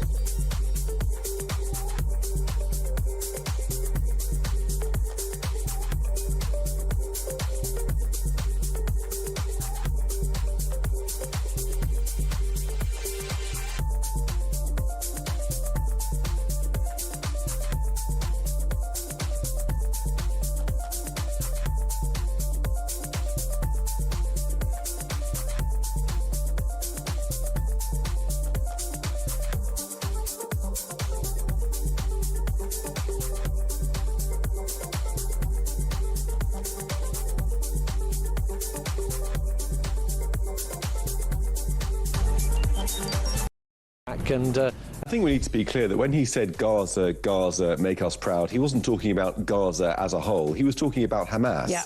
Because the only people likely to put any Israeli soldiers in the ground is Hamas, not the civilians of Gaza. The reason why this sort of thing keeps happening is because the universities have not drawn a line and said no.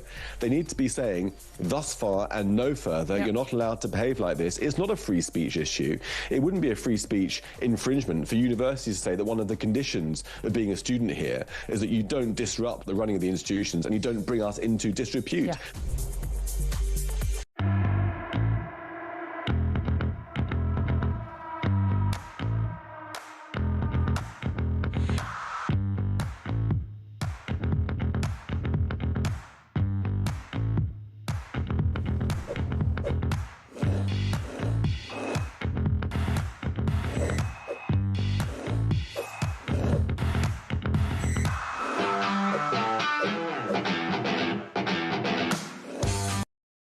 Across the UK, on DAB+, on your smart speaker, on your smart TV, and on your side. This is Talk. Jez, that Graham Stewart has just shown exactly why the Conservatives are finished, still telling me what I think. Net zero is rubbish. Reform is the only way forward. We need Trump-like people now, says Andy in Scarborough. Thank you, mate. Jane's on. Jez, if they all care about climate change, could you please explain to me why, in the name of the Lord, they're all flying to Brazil in the next few weeks to talk about saving the planet? Yeah. If Labour want to tax people who have been sensible and successful, they should lead the way literally putting their money where their mouth is. They should pay first, however. I'm sure there is probably an obscure loophole that means that they will be exempt from their own policy. Yvonne, good afternoon. So sick will not be at your show. You must come to Yorkshire. You and Mike made my afternoon. Mine's a gin, get a podcast, drink 3 bottles of rosé and talk about the rubbish in the world. She said it was amazing. This is earlier in the show. Mike had just been on the way to a meeting. Apparently, if we do get to net zero, says Clive, we get a certificate. Woohoo! A certificate saying what? Jez, this chap Graham Stewart is deluded if he thinks that people are just angry. Truth is, we are more than angry. We are furious with the two-party system that has completely let down us for too long. Let's have an election now, and then they'll see how angry and furious we really are. Lynn and Rob from Ramsden Heath in Billericay. Hey, we just love that section of your show with our Mike. We really don't know what we do without talk. You're all just so down-to-earth and normal people, which is why so many of us can relate to you all. Hello, I don't know who this is. I've just replayed that Mike Graham section on YouTube to my friend. It's better second time around. It's great to see Mike let his hair down. I'm one of those 6 a.m. groupies. There's women now. There's women at 6 o'clock in the morning call themselves Graham groupies. What do I get? Right, 28 minutes past 5. On a serious note, I have made this because this just winds the hell out of me.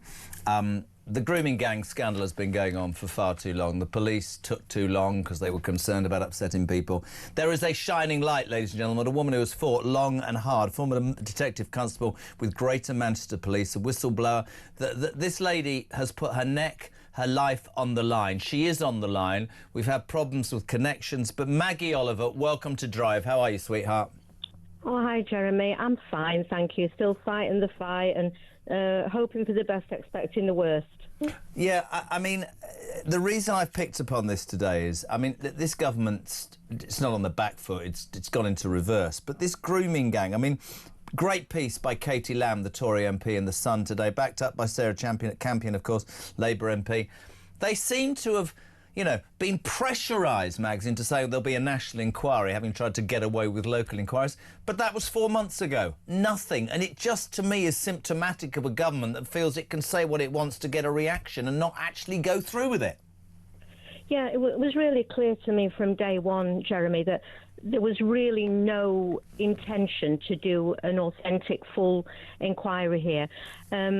Baroness Casey, when she did this audit is based initially on the assumption that all 20 of the ICSA recommendations published 3 years ago will have been implemented. Yep. The Maggie Oliver Foundation, right now, we're leading on a judicial review to try to force the government to implement those. Baroness Casey then went on to say, after meetings with me, with the foundation and with a number of survivors that we took to meet with her, she met them, and I'm just going to read from what she said in that report. As a result of this audit, I will insist that the cases of the women that we took are looked into and not by those who are part of the problem. The foundation has a legal team, and we have built an umbrella group of survivors, including these women, who want to be part of this inquiry. Not one of them has been approached. I am aware that one organisation has been given almost £300,000 to cherry-pick victims. I'm aware as of today that half of that panel have already been sidelined.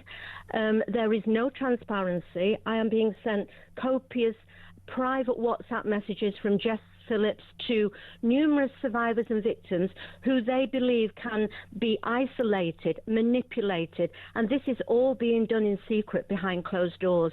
I'm not bothered from my perspective, Jeremy, whether I'm involved or not, but what I am seeing is an absolute deliberate attempt to muddy the waters.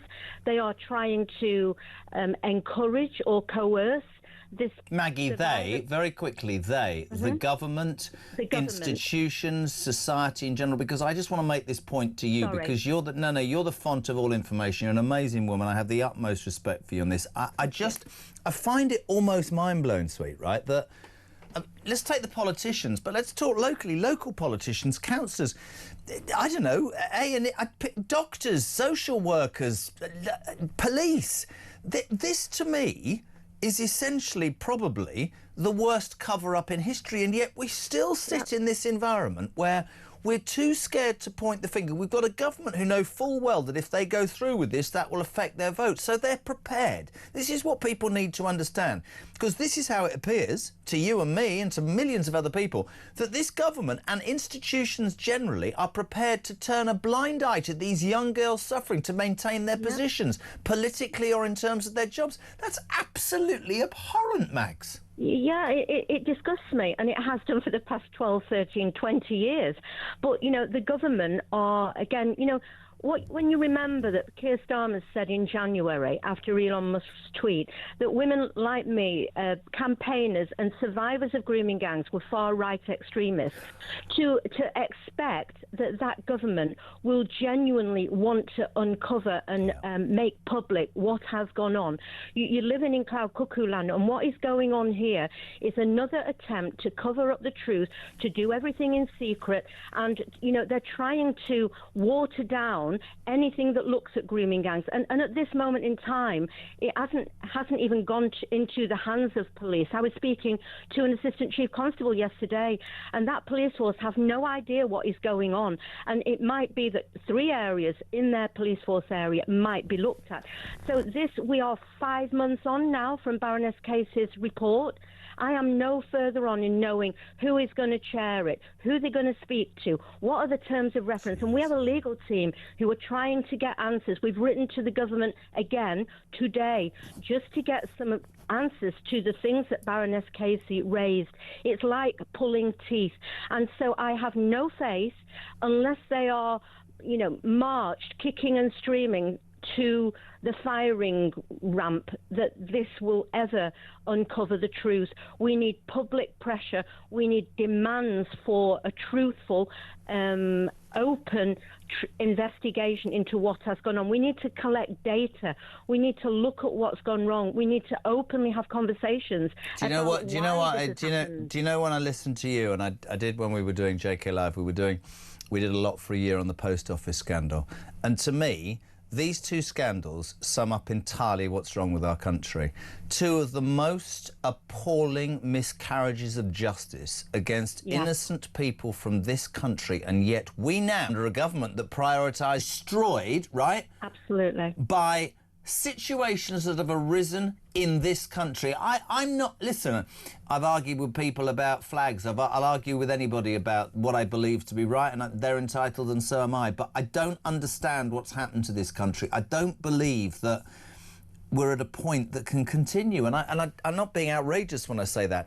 To me, you know, Mikey and Julius, Kevin started this common sense. Common sense is where it's at. I don't understand the sense of being bankrupt when you've got oil in the North Sea. I don't understand the sense of going, sorry about those white girls being raped, but we can't do anything about it because we might upset the Muslim community. I'm sorry, by the way, that lots of people tried to kill themselves because the post office refused to accept that they were responsible. We're just going to push that under the carpet. I don't believe that you or the post office or any of those victims should have to be like pulling teeth out. The bloody government and this country needs to get its life in order. Yeah, I agree with every single word you said, Jeremy, and that's why, you know, the Maggie Oliver Foundation, I started it. We don't take money from the government or from the Police and Crime Commissioner, because I want to be able to speak the truth as it really is. And the thing is, politicians and governments protect themselves.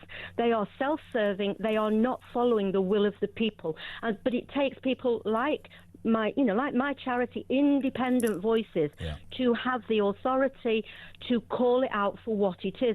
People who are being funded by them daren't say anything because they'll have their funding withdrawn. So the whole system is stacked up to cover up what is truly going on. And we need strong voices, and we need people outside that box who know what's going on to expose it. Whether that leads anywhere or it leads to change, I don't know. But I think that through programs like you, through conversations that we're having, I do believe that the country is finally waking up to what's going on. I would talk to you, Mags. You know this forever, but we have to move. But I will say this: I can't speak for the other guy. This station will forever support your efforts. I think it is admirable, and anything we can do, really appreciate your time, and 1,000,000% behind you. The excellent Maggie Oliver there, former Detective Constable in Greater Manchester Police, a whistleblower, the grooming gangs inquiry, young girls raped, their lives ruined, kicking it down the road. Starmer, you're an absolute bloody disgrace. Talk Drive.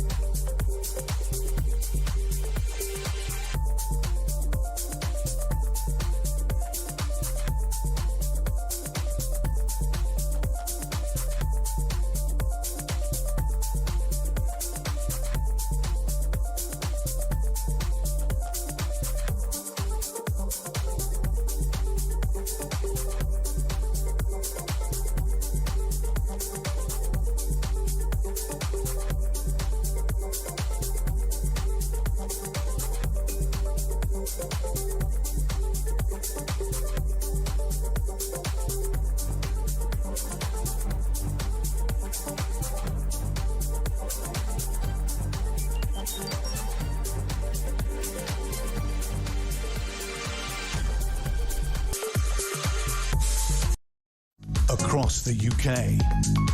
On DAB+, on your smart speaker, on your smart TV, and on your side. This is Talk.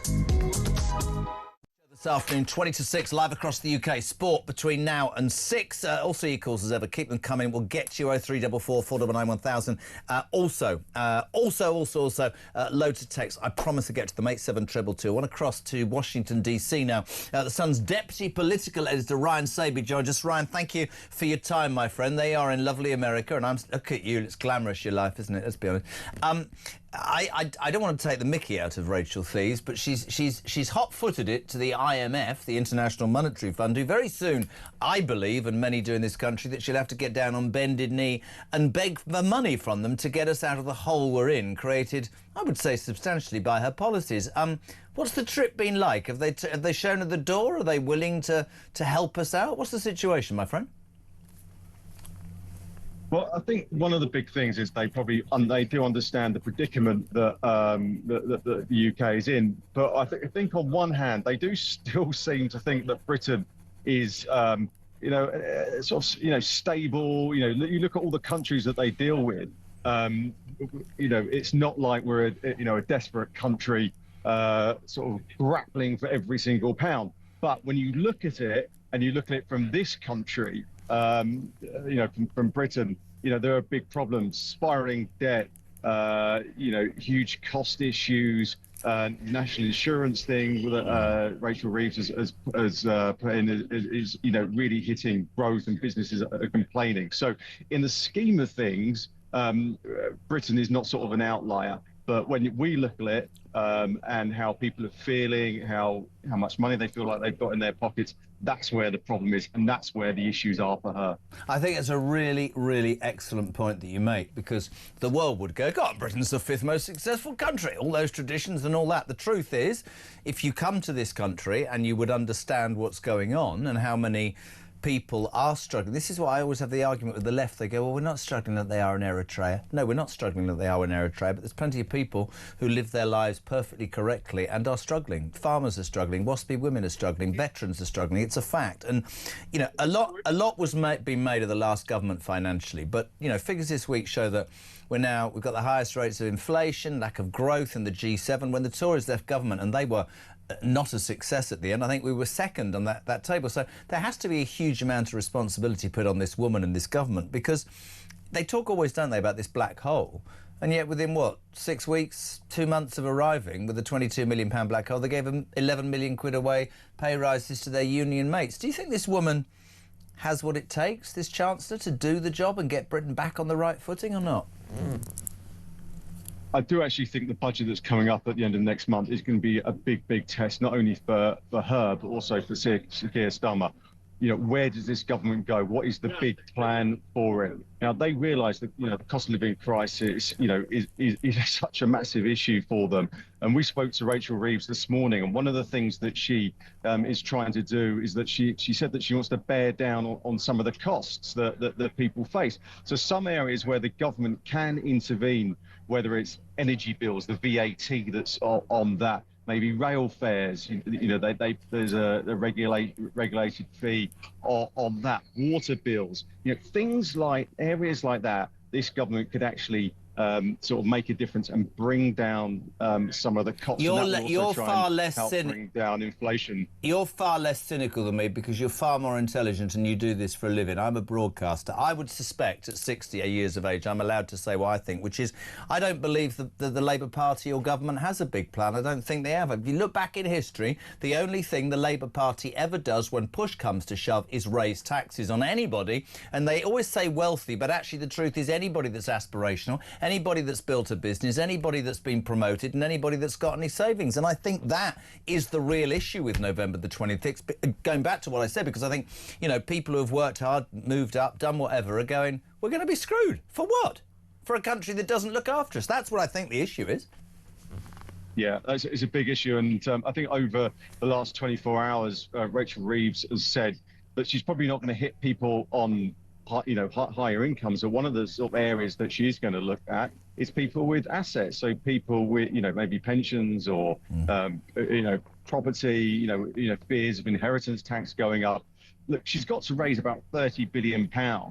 And she says that she's not going to raise income tax, VAT or national insurance. They're the sort of big, broad brush areas where you can raise revenue very, very quickly. If she's not going to do that, there's going to be several sort of maybe a dozen pockets of raising £1 billion here, £2 billion there, which is, I don't remember back to, 10, 12 years ago where we had the pasty tax and the Omni Shambles budget. Yeah.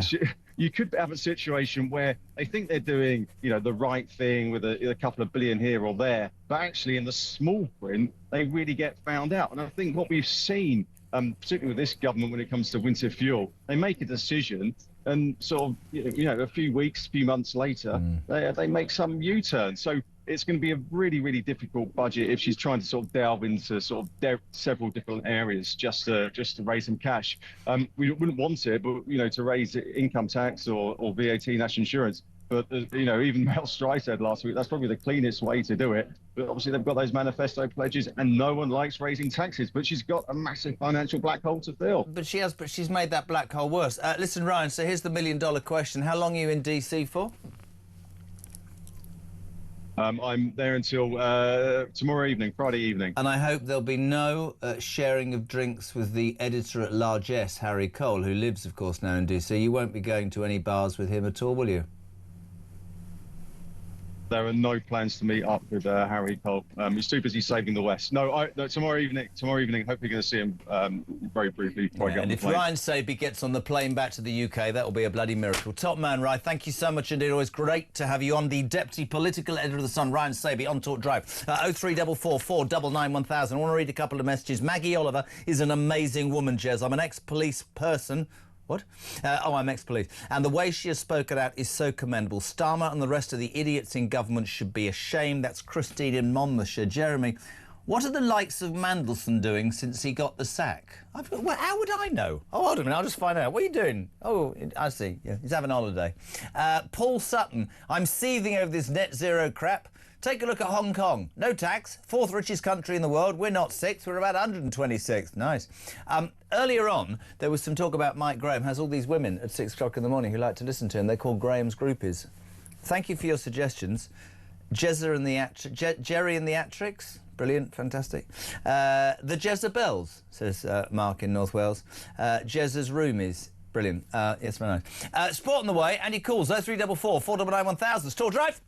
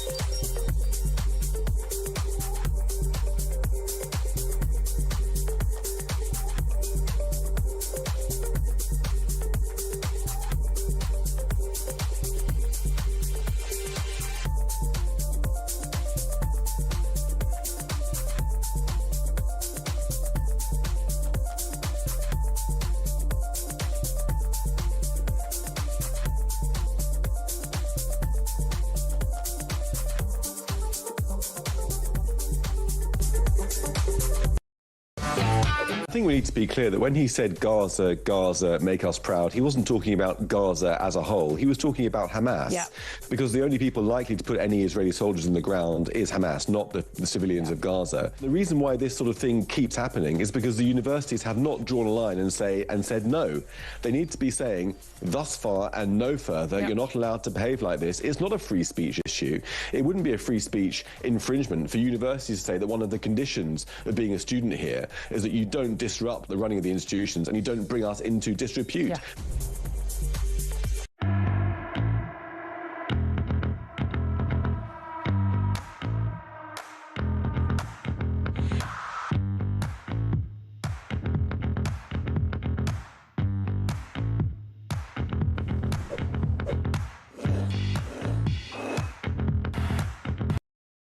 Across the UK, on DAB+, on your smart speaker, on your smart TV, and on your side.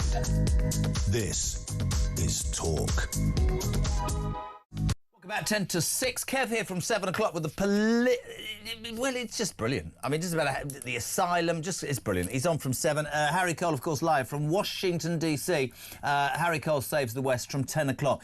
Sport and a tick. Steve first. West Ham fan based in Manchester. Top. What are you doing in Manchester? Oh, rains all the time. Love your show, Jez. Makes me laugh regularly as I tackle the M62 between Liverpool and Manchester. And having lived there myself, there is nothing remotely funny between being on the M62 between Liverpool and Manchester. I think you're right that the quiet majority have finally woken up, finally fed up with the total lack of representation and advocacy. Jez, can you tell your Tory MP, as an ex-Tory MP for 40 years, I'm not angry, I'm excited. Excited that the two main parties will be destroyed, excited that we will have a truly right-wing government in reform, excited for the change that would put the British people in. Jez, says Mark Evans. Great show. The Tories could tell me that they were giving me a 5-year income, tax-free, and I would still never vote for them again. The ship has sailed. Mark in North Wales. That doesn't sound great. Don's in Chelmsford. Jez, I don't think Mike was elephants drunk. He was just merry. There's very little wrong with laughing at the moment in the United Kingdom. Stephen Jury. Mike was awesome. My wife and I were splitting our sides with laughter. I never thought I'd see Jeremy Kyle keep Mike Graham on track. And finally, if you missed it earlier, Mike was on the show. I think he'd been out for lunch. Sean in Bridlington. I was offered a summer season there once when my career was... I'm joking. Sean Cooper says, did he go out for lunch with Alan Brazil? Brilliant. And this is very bizarre. Jezza, no one knows or bloody cares who Ryan and Jodie are. So stop talking about them. How very dare you? 8 minutes to 6. Push the button, Sammy.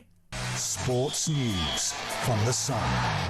We say a very, very good afternoon. This is really embarrassing because I've got the wrong sheet. Can you just... I'm so sorry. I do apologise. Dino, how are you? Dean Scoggins, everything all right? Yeah, good. We're just getting to the end of an international week, aren't we? So...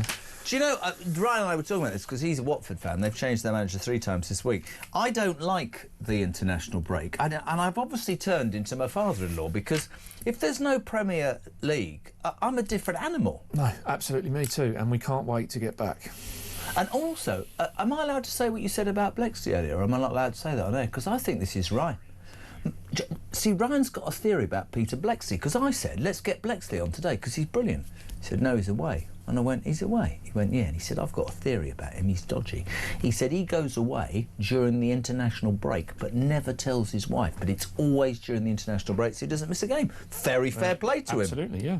Would you do that to Mrs. Scoggins? Well, my dad had a 5-day honeymoon, so he didn't miss cricket on the Saturday. Is that your mother or another woman? No, let's not go there. The FA, this is great, are exploring the idea of using David Beckham's Inter Miami facilities for a warm weather training camp ahead of the World Cup. Because, of course, everybody's saying it's going to be bloody hot, isn't ridiculously hot, yeah, ridiculously hot. So we think they'll probably be based in Kansas for the actual tournament itself. Yes. But getting there to acclimatise before, and who else, you know, who other's lawn would you ever rather be on than the Beckhams, hey? So an invite round to Beckham's house, get some warm weather training into Miami. They've got $40 to $50 million training facilities. Can I ask a question about this, right? Inter Miami's this extraordinary beast. How has the kid from the East End ended up owning? Amazing, he owns half of it, yeah, doesn't he? co-owner, yeah. I'm not sure it's half, but yeah, certainly co-owner. And just an amazing story, isn't he? What as you say, East End boy made good, right? He's loves his mum, loves his nan. I think, you know, the people that criticise David Beckham do one. My question is Is he getting the knighthood? Have we heard he's well, he's desperate for a knighthood, isn't he? So I think this might help if England win the World Cup. He might have to say Gary Neville's an idiot, mightn't he? By the way, are you going to agree with me? Because Mike Anstey didn't last night. What's that? Well, we were reporting in the Sport. Oh, Thomas Tuchel was there were chants about him. No, there weren't. It was a bit of fun. They chanted about Gary Neville, didn't they? They did chant about Gary Neville quite a lot, yeah. But Tuchel took it in great spirit, didn't he, as well? Which I'm not sure Gary Neville would have done. No. What do you make of England? They won 5-0 at Latvia. And of course, everybody, quite rightly, all the journalists are going. Qualification, 18 points, 6 victories, no goals conceded, blah blah blah. But then the hardship. Are you a believer? I am actually, yeah, this time around. And I just think that it's been very impressive in qualifying, but the thing to point out is that for the first time, I think, the games after qualification are going to be interesting because Grealish, Foden, Bellingham, not in this squad. Who's going to be left out? Who's going to get on the plane? For the first time, we've always had a good competition for the 11, but this time there's a 23-man. There's going to be superstars left behind. I have a theory about this because I love football, and Ryan won't agree. But the Bellingham thing, they say Billy Big what's-its and needs to be brought down a peg or two. We've always, the golden generation, they used to say, why can't they all play together? We've got the best players in the world.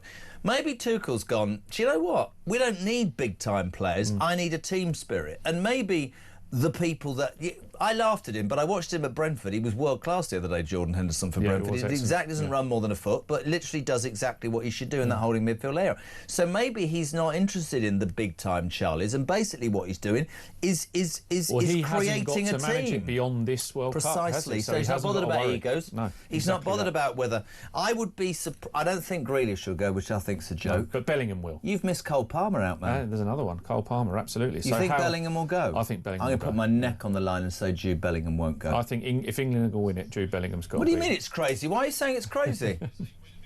He might well be a champion, but if he's a Billy Big thing and he causes hassle in the camp... Ryan, I'm talking to Ryan again, don't work, does it? You think he'll go, right? I think he'll go, yeah. Man United for Brian and Burma. Well, I'm interested. Spent the international break trying to convince Carlos Baliba to join him at Manchester United. They were mates, Brighton. Yeah, great player. And they've got scout in camp, Baliba, the Cameroon teammates. United tried to get him in the summer, but Brighton quite rightly dug their heels in on around about 80 million quid, but Man United will come back again. I don't think he's the next one. There's 2 players, if I was building it, and I can't believe that Adam Wharton at Crystal Palace is world class. Yeah. What about Ferguson, the Newcastle to get rid of at Nottingham Forest? He's the next superstar. Anderson, you mean? Thank you. All right, Ryan, don't start. Huge game for Man United. Here's the thing for you, Dino. Man United, Liverpool on Sunday. Yes. I'm going to say that Arne Slot is going to be under more pressure to win that than Amorim. Three defeats on the spin, and I've done my tactics show this week on that particular game, so you can go and watch that. And I don't do predictions, I do tactics. What do you mean you don't do predictions? You sound like a politician, man. I think Liverpool win that. Liverpool don't lose 4 in a row, do they? They've lost 3 in a row. I think Liverpool win that. No, I think that. I'm also going to say something to a Spurs fan, and I'm not actually saying it to wind you up because this sticks in my craw as well. I was on the train the other day. Piers have been going on and on about bloody Arsenal. I was reading something. I think Arsenal will win the Premier League. I think they have the best squad that they've ever had. I think it's D-Day for Mikel Arteta. I think with Eze and everybody they've bought, Declan Rice today saying chasing the Premier League title, if they don't win it this season, Arteta's toast, in my humble opinion. He has to win it. Have they not got the best squad? Yeah, they have. They've got 2 players in every position, and obviously we've got a great Declan Rice interview in tomorrow. We've also got Patrick Vieira talking about Declan Rice. Now, Patrick Vieira doesn't speak very much, so it's a really great read. Martin Lipton got him away on a trip this week to ourselves.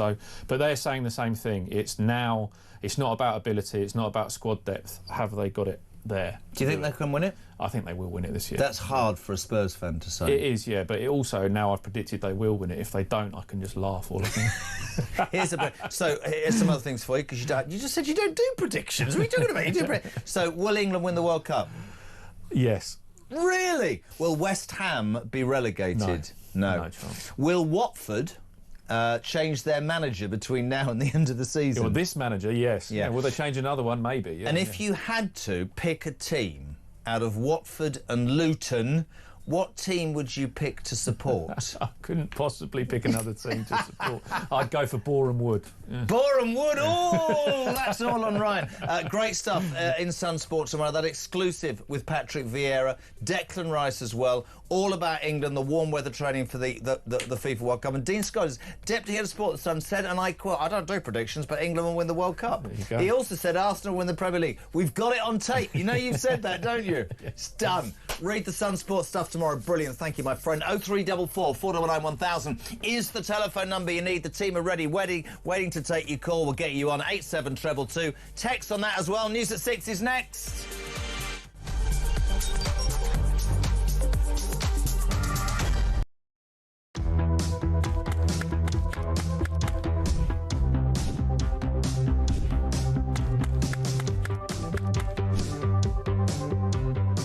Is it transphobic to say only women have a cervix?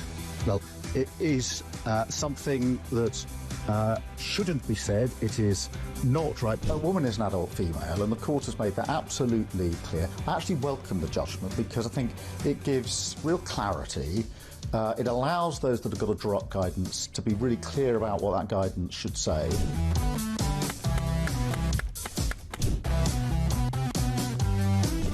If you want to fight for Remain, vote Labour.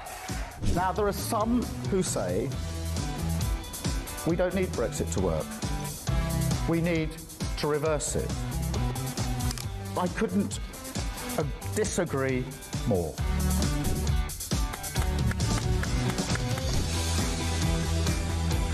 Day after day, there are new allegations of sleaze, of favours, of privileged access. And it's all very well the Prime Minister saying, well, say now, well, I'm paying for it. You've decided to repay £6,000 worth of gifts. Lord Ali is facing an investigation. I wonder how concerned you are that your biggest donor was not fully transparent. Are you saying you made a mistake? It was right for me to make those repayments. Thank you.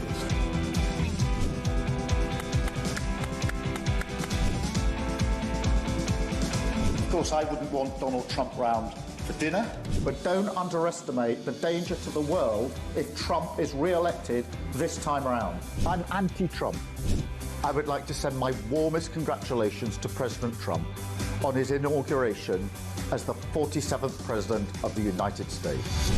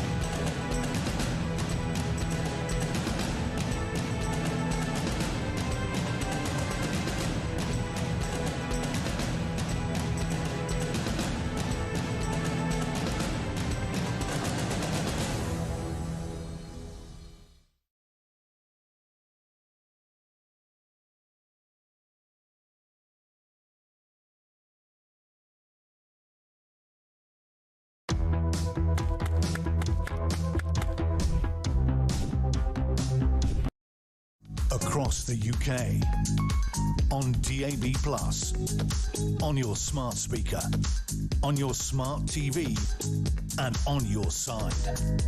This is Talk.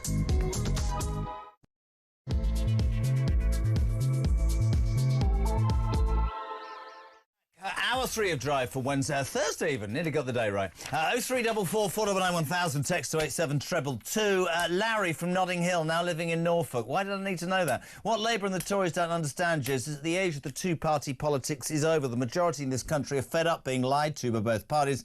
This country is crying out for change, and change is coming. Richard says, I can and will never get on board with any tax rises when we are throwing billions away on illegal migrants, net students. stupid zero. Plus, remember, no matter how much tax she comes for, it won't fix anything for Labour, because with ideology like they have, there is only one simple outcome. I absolutely agree with this. That's what will happen. We will be skinned. I've said it. I said it during the election campaign. I'm not being unfair. Everybody said, no, it's going to be a mature, professional government. The Labour are going to... Really? They've got one policy, my friends, and that is to raise taxes on anybody who is aspirational, anybody who's been a success, anybody who's made anything. You are going to be got for on November the 26th. Rachel Thieves already at the IMF in DC, as you just heard. Couple of quick calls before a very important guest. Steve's in East Yorkshire. Steve, you got 1 minute on Talk Drive. What you got me? Well, Graham Stewart, I reckon, is completely delusional. Sorry, what did you say?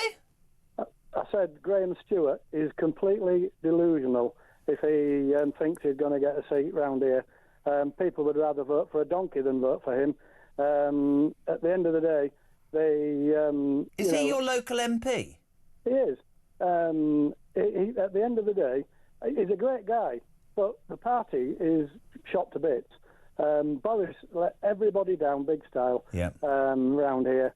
Absolutely. They'll never forget that. They'll never forgive the Tory party for it. I've voted Tory all my life and it'll never happen again. And, Reform are going to walk this without a shadow of a doubt, because we're just fed up. And he said people will look at the politics, they'll look at the people, they'll look at, the policies and stuff like that. They won't. We've had all that and we've been lied to so much in the past that they're going to ignore all of that. I just want somebody fresh, something different. What can happen? It can't be any worse than this. A lot of people think that, Steve, in East Yorkshire. Thank you very quickly to Bolton. Tristan, you're on Talk Drive. 1 minute. What you got, my friend?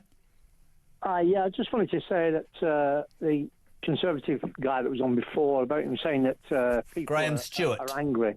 Yeah. Yeah. About saying that people are angry. I don't think people are angry anymore. I think everybody's gone through the anger stage. They're now at the fed up stage. Sick of being lied to by... I completely agree. The truth of the matter is, there's almost... Well, we've got group... Yeah. The truth is that I think people have reached a point where they just go, I don't get it anymore. I don't believe anything that's coming out your mouth. I don't think you have my best interests at heart. Exactly. You can tell when a Labour MP is lying because the mouth's moving. I mean, they say... that comes out... It's just lie after lie after lie. And can I just say quickly as well about the grooming gangs? Oh, right, yeah, go on. As somebody who's went through stuff when I was a kid, I'm 60 now, I'm as old as you. Today I've just finished my last round of counselling. Those young girls are going to be paying for this. Hopefully not, but not paying for it, but are going to be struggling with it for a heck of a long time in the future. Absolutely. And the government, the police, and all the social services have a duty of care to those people. I mean, I've got Rupert Lowe next, the independent MP for Great Yarmouth, who is a very strong voice in this, so please do listen. But I will say this categorically now, and I've said it 5 times already. I think it's absolutely abhorrent. I don't care whether it's national, local politicians, NHS workers, the police, local councillors. If in all conscience, the people that run these institutions, or whoever it is, can seriously cover this up. I think this and the post office scandal are 2 of the most heinous things that have happened in this country, and I would love our politicians to be more interested about stuff that affects people who have been here all their lives, rather than wiping the backsides of people who shouldn't be here in the first place. Thank you so much indeed, Tristan. Really appreciate it. As we said, delighted to be joined by the independent MP for Greater Yarmouth, Rupert Lowe. Been a while. How are you, my friend? I'm very well, Jeremy. You? Yes, going slowly mad by the day, my friend, in this crazy world we live in. Let's start with grooming gangs. It's something that you've talked repeatedly about. And sometimes, Rupert, I open up the newspapers. I just spoke to Maggie Oliver, and you go, how is this possible? How is this possible that the institutions, as I just laid them out, could be local politicians, could be I don't know, hospitals, education. How is it that these people are even prepared, let alone able, to turn their back on innocent young white English girls who have been subjected to life-changing abuse, whilst the perpetrators are what?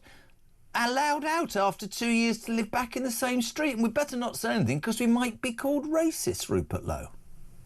Well, as you probably know, Jeremy, a lot of people spoke about doing something about this and did nothing. So we actually did a crowdfunder where over 20,000 people have contributed, which is fantastic. We've got Sammy Woodhouse and her wonderful team who are nearly finished with their work. We've got the hearing and then the report we're going to write will come out probably by the end of March. We already know this has been happening in 87 areas, and we have been giving all of our contributors an update on a regular basis. It is an absolute national scandal, and whatever anybody tells you, this is something which certainly I was unaware of until I read the transcripts of some of those court hearings, and I think that's true for everybody.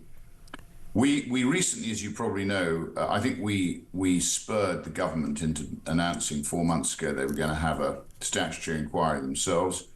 I got a raft of people, whether it was inspired by the government PR agencies, I don't know, saying we should drop ours and let the government do it because it's a statutory inquiry. Well, we're not dropping ours. We're going to carry on. We're going to expose this. Well, we on our limited budget are going to show people exactly how vile it's been and how much they've been failed by those people who are supposed to be protecting them from this sort of thing. And more strength to your elbow, because Maggie Oliver, they're just an incredible human being. I had her on earlier, and she was saying that she has absolutely no faith in the fact that a government-based national inquiry will take place. She remembers being labelled as far right some months before, you know, they were, in your words, Rupert, spurred into making that announcement. But I go back to it. Fair play with what you're doing. Well, just to tell you, Jeremy. So I wrote to Jess Phillips and got an answer, basically. Oh, you did get an answer, Jesus! Well, that was I pointed out nothing had happened since they announced it. It's now 4 months ago. We got a letter saying they were going to do this and they were going to do that, and I said, well, what have you done? Yeah. And the answer is, I think the square root of nothing. Yeah. So I don't think they want to have these statutory inquiries. Do you think it's because of the Muslim vote? Let's cut to the chase. Do you believe what many do? What our plan is, and again, as I say, we raised about £600,000 after we'd had to return some money, having vetted it. But we're hoping we'll have some residual money left, and when we've finished, we are going to take out some private prosecutions. That's our intention. So we'll pick a selection of the most heinous people who have failed in their duty, and we are intending to privately prosecute them. But what does it say, Rupert, that a bunch of people need... I just don't think the state, as you quite rightly say, in the case of the post office, they didn't want to deal with that, and they still aren't dealing with it. They didn't deal with the infected blood scandal. Yeah. I think COVID is another sort of massive issue waiting to rattle down the track. And you know, I say the government actually is guilty of making bad decisions on almost everything that they touch and damaging the interests of the British people, but they won't admit it. They will never admit they got it wrong. So in this case, they're not going to want to see, as you said, the police, local government, the social services, the NHS, all the people who knew this was happening. And by the way, this is still happening, Jeremy. Yeah. Which is why it is so important that we need we need to pull it like pulling a stinger nettle out. You have to pull it out by the roots. But I mean, they accuse me of being like a dog with a bone. Maybe I'm naive. You're quite right. It is still going on. You're quite right that people like you... No, we know it's going on. It's going on. But what I'm trying to say is maybe I'm naive. You said, you know, these people had to be spurred to agreeing. Let's not just talk about politicians. Let's talk about what you said, the state. Think about the post office scandal. The state doesn't want that out. How high does this go? And what does it say about our society? I said this repeatedly. I don't give a damn about the colour of your skin. But if you are telling me that you can sexually assault and rape a young girl and under whatever rules you can somehow either not be investigated or get a lenient sentence, I don't want that scum in my society. I don't think that's an outrageous thing to say. I really don't. Not at all. Not at all. And where we've got it wrong, Jeremy, is we have allowed this heinous sort of abuse of white underage working class girls to take place under our nose for probably 25 years. Meanwhile, we're sending people like Lucy Connolly to prison for a misplaced social media tweet, which she very quickly erased. So we've just got all our priorities wrong. But I would say to all people listening, I mean, you can't just rely on a few people to sort this out. I think it's time for everybody to stand up and say they've had enough. I'm not sure, I'm disappointed in reform. I know we've got our differences and those will be resolved legally in the end, but I'm disappointed they haven't signed my, my early day motions on this. They haven't supported my position on basically trying to spur the government into action. It's got cross-party support from almost everybody else, but they're not there, and it's a huge glaring omission. And in the same way that I support, a Green MP or a Labour MP, if they're doing something, I agree with that. I don't mind supporting that, and I think it's time. Most of our problems stem from the fact that Parliament's been hollowed out, Jeremy, and the MPs haven't got the power they should have. They're the elected representatives of the British people. They should be almost gods, and they should be debating and sorting out vile issues like this. But they've been a million %. But I think they've been hollowed out. They've been trivialised. Their power has been taken away by the staff in Parliament, by the civil service. The blob. And we have to. The MPs now have to get together and wrestle back control of Parliament. I don't think there has been. Representatives of the people. I don't think there has. Representing the people. I completely agree. I don't think there has been the will or the courage or the sorts of personalities that are needed. Let me ask you a question. You brought up reform. I wasn't going to. You used to be a Reform MP. You're now an independent. You're a great supporter of reform, Jeremy. I know that. So I am. I am at this moment in time, but I'm also wise enough and honest enough to say this: there's 3 years and 8 months to go, and it might well be that the ball is dropped. But what I absolutely will accept right now is that Nigel and his team have their finger on the pulse of what most people in this country, certainly a large majority of people in this country, are concerned about. Whether they have the detail to see it through, but I'd love your reaction if you're all right with it. What is your reaction to that mega poll yesterday that said that if there was a general election tomorrow, well, that would have been today, that Nigel Farage would sweep into number 10 Downing Street with the biggest political majority, Rupert Lowe, in British history? What's your response to that? My response, Jeremy, is that I played a big part in helping him achieve that. And when it came to December, I made it clear to him that we're going to win the election. But you know what? He hasn't got a plan. He hasn't got a shadow cabinet. He hasn't got policies. And he's got some very weak people surrounding him. So I'm afraid, whilst he is the default vote today, and he will win the general election if it happens tomorrow, because there is no other what I call cogent, sensible, more responsible group of people who produce papers like our mass deportation paper. I don't know if you read that. We produced a very detailed mass deportation paper. And this is the sort of policy we need, which involves constitutional reform. It involves in-depth policy, and it involves not just talking, not just showboating. It actually involves... Are you saying that Nigel... Getting down into... No, hang on, Jeremy. Getting down into the detail, because words are not going to sort this out. No, Boris I completely agree.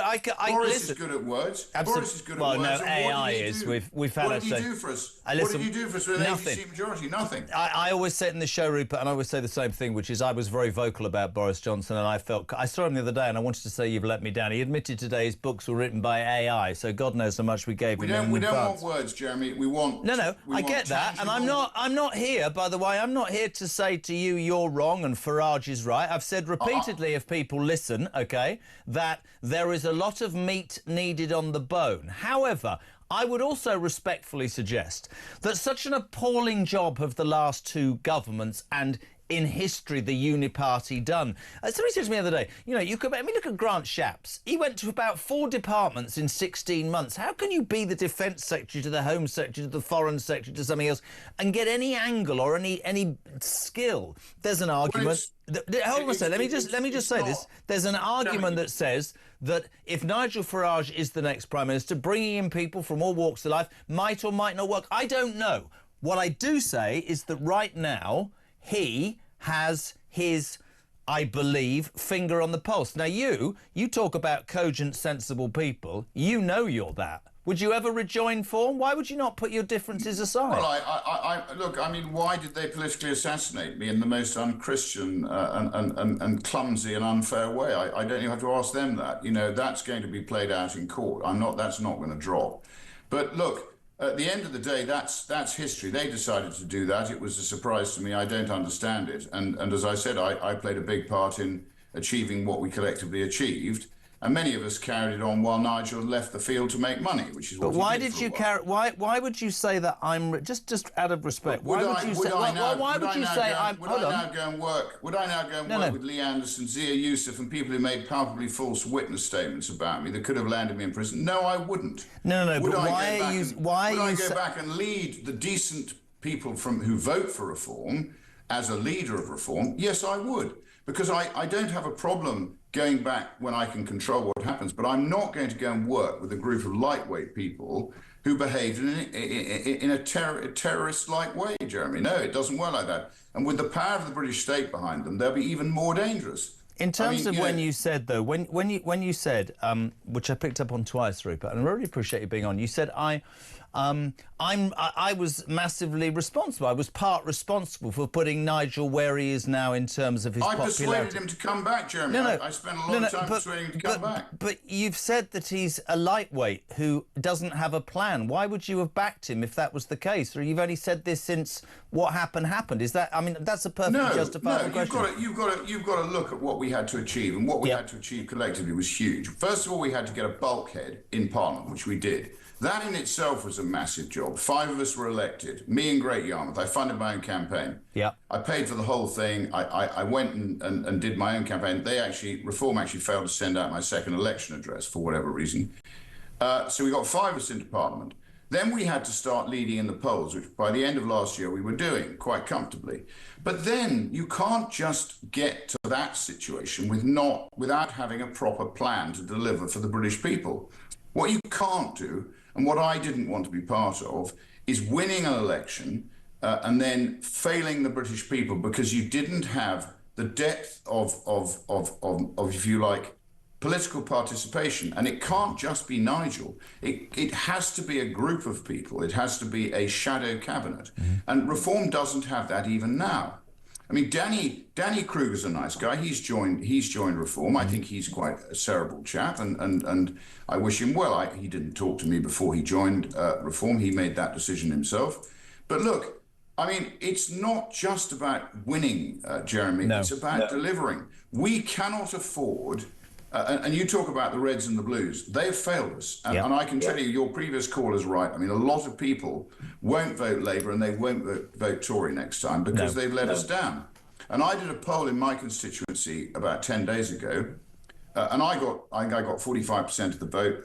Reform got 25%. The Tories and Labour got 10% each. Yeah. Now, these are the two parties that have run... I think if you looked at that mega poll yesterday, I mean, I'm 60 years of age, when it said the Tory party, if there was an election tomorrow, would have 7 seats, it's just absolutely unbelievable for me, and it does leave me. And listen, I have said repeatedly there will need to be meat on the bone. I've been very vocal and very open in my thoughts, and you have your side. But I will say this, one thing I do know, not only somebody said something the other day, Rupert, that I repeat on this show almost hourly, which is that once the silent majority realise that their voices can be heard, the government of the day, whatever colour, is in trouble. I don't disagree that whoever wins needs a plan, needs experience, and I guess we'll wait and see. But I do think, conversely, like Graham Stewart on it, the big mistake of the two main parties, if they are still the main parties, is they still go, oh, listen, Reform and all those, they're just shouting. They're just, it's on the back of a fag paper. I think that disrespects the very people who voted Labour and were told, of course, were told we'll represent working people, we'll create growth, blah, blah, blah. All of that. I've got some breaking news, and I'd like your response if it's all right, Rupert Lowe. Donald Trump has just said on Truth Social he will meet in the next few days President Vladimir Putin in Hungary, Rupert Lowe. Good, that's good news, Jeremy.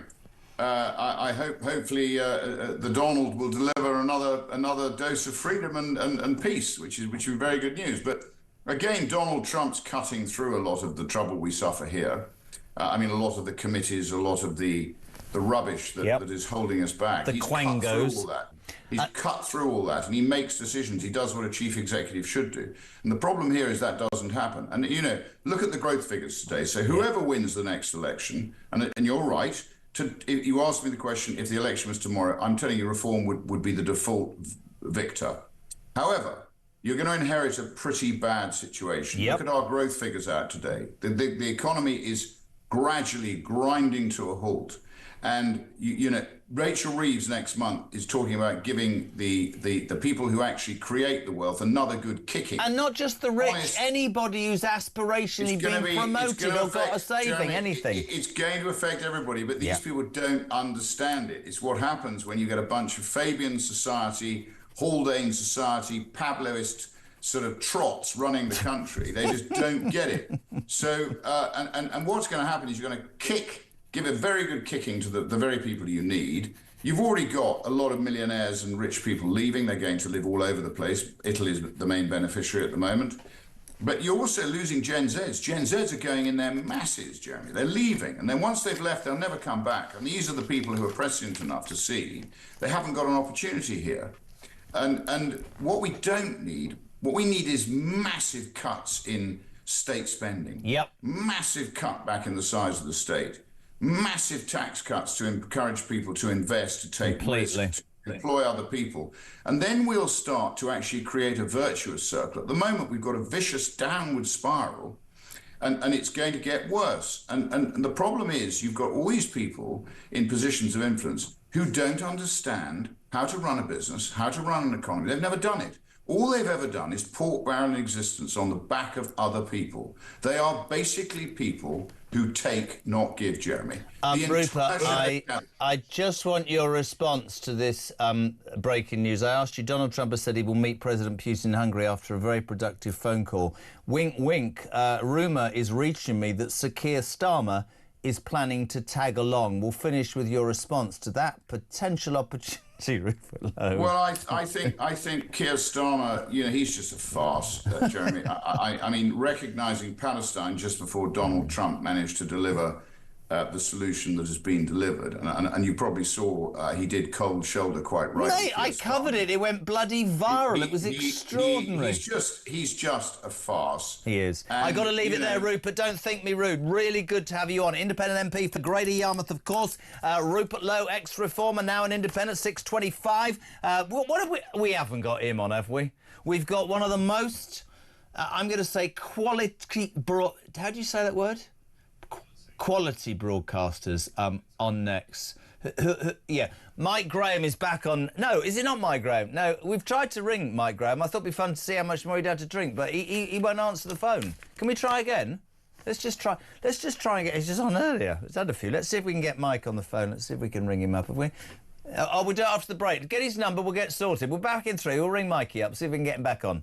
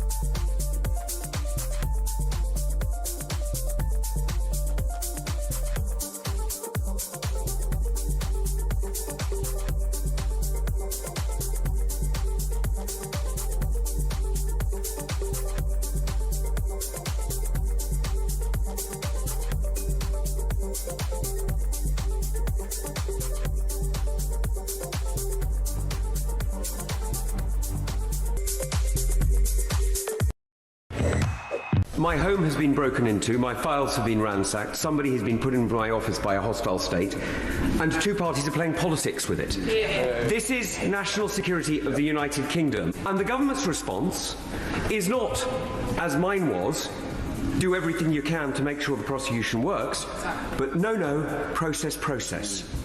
Well, who the hell's side are you on? This isn't about the bureaucracy, this is about leadership. We're not sent here to be civil servants, we're sent here to lead the country and to make decisions.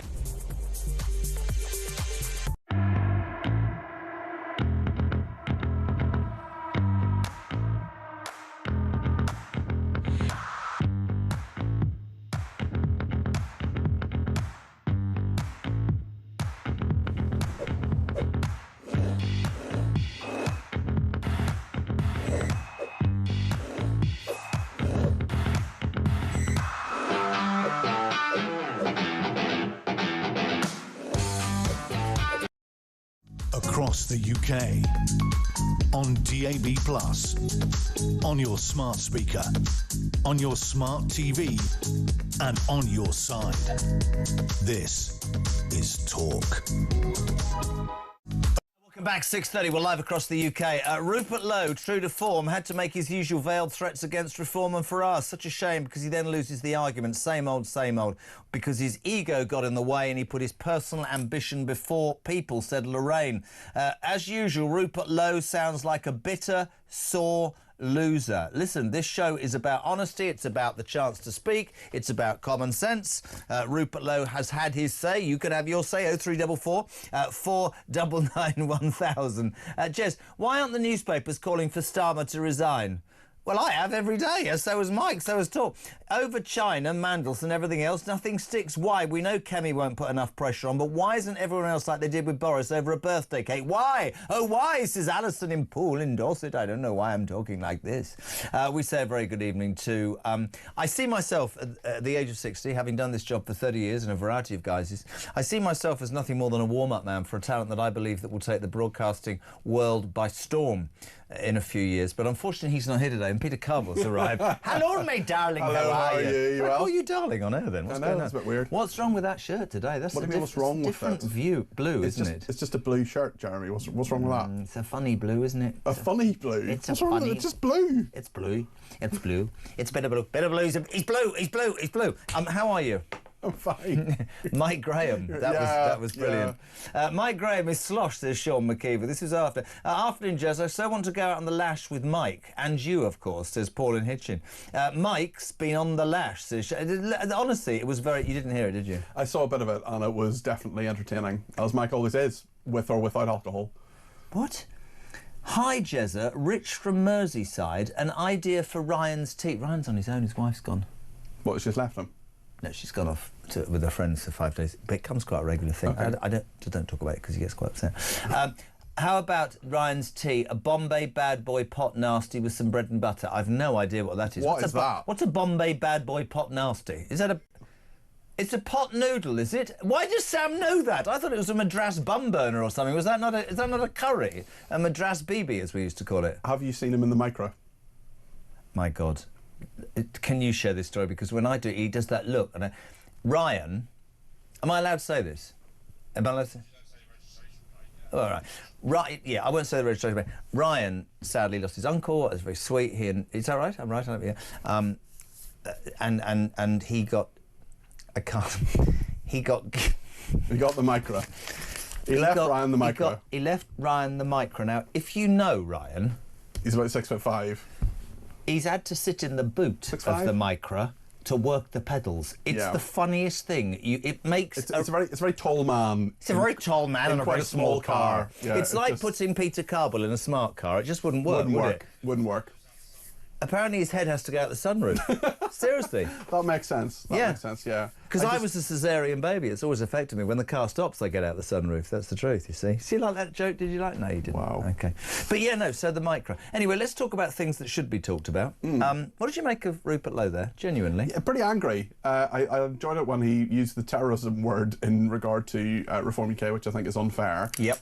I think, you know, he has been elected, he is an independent MP, and actually, if you look at him and Ben Habib and various other people who've fallen foul of Nigel Farage. They're very bitter about it, but Nigel Farage clearly has a lot of enemies, not least people he's worked with. Stephen Wolfe, for example, is someone else who talked about working with Nigel Farage, kicked out of the party. There are a lot of UKIP MPs who didn't last the whole way through. So Farage has form in annoying people, but those people then come back and are annoyed with him. Is it form in annoying people? Because here's the thing, and Well, no clashing disrespect to Rupert Lowe. You look at Donald Trump.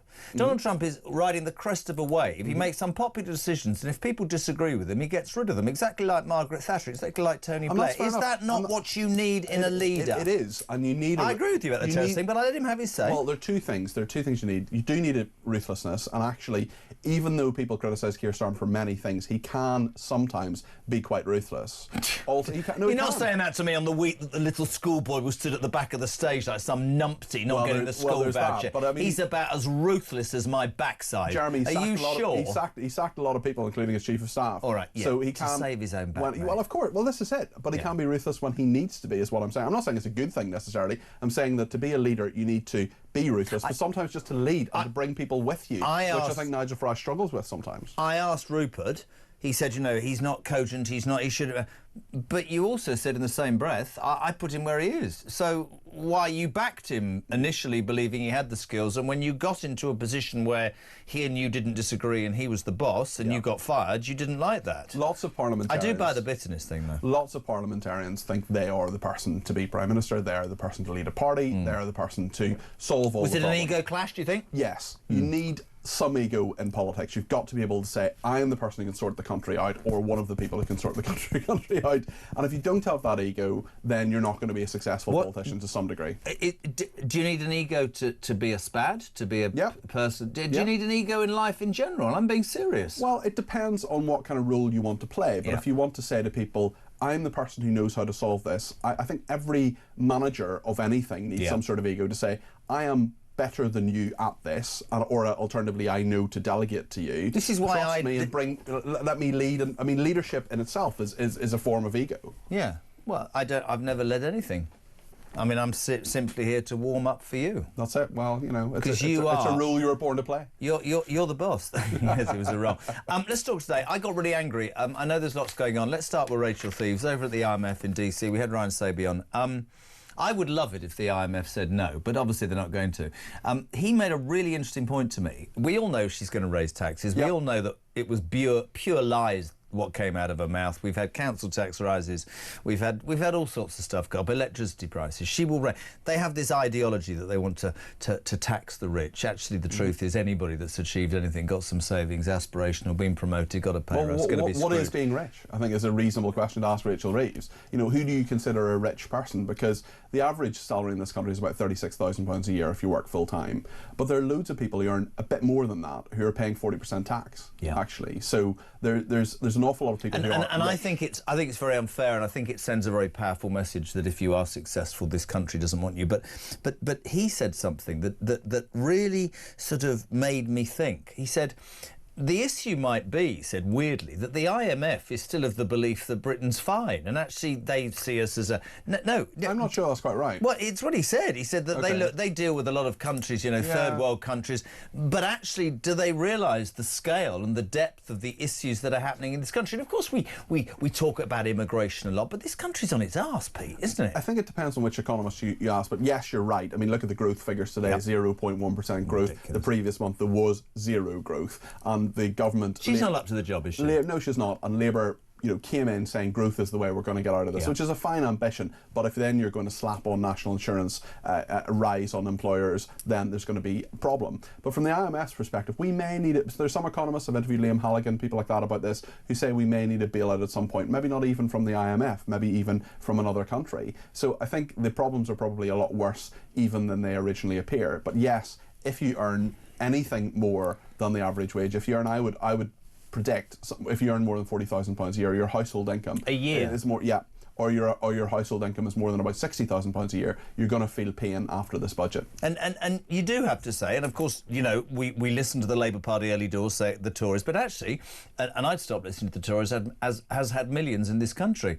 We were the second best economy in the G7 when they lost power. Inflation was at 2%. Well, the truth of the matter is we're growing, but financially we're in a far better position than we are today. Although the G7 is a bad indicator because it's a bit like saying you're the tallest of Snow White's housemates. If you say Sorry?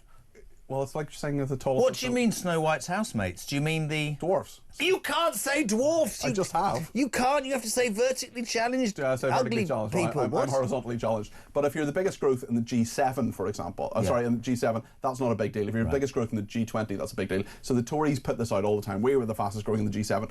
Fair enough, not that big a deal. But I think all right. But even I find myself better than it was. Even I find myself, and I thought he was an awful prime minister, remembering what Sunak said about tax rises and what this Labour government would do, and people had stopped listening to him. He was right. And that was his fault because he didn't have the courage and the balls to do the other things. But yeah, frightening. That is absolutely frightening. The grooming gangs thing, I made it number one today. It's not everybody's cup of tea. I had Maggie Oliver on.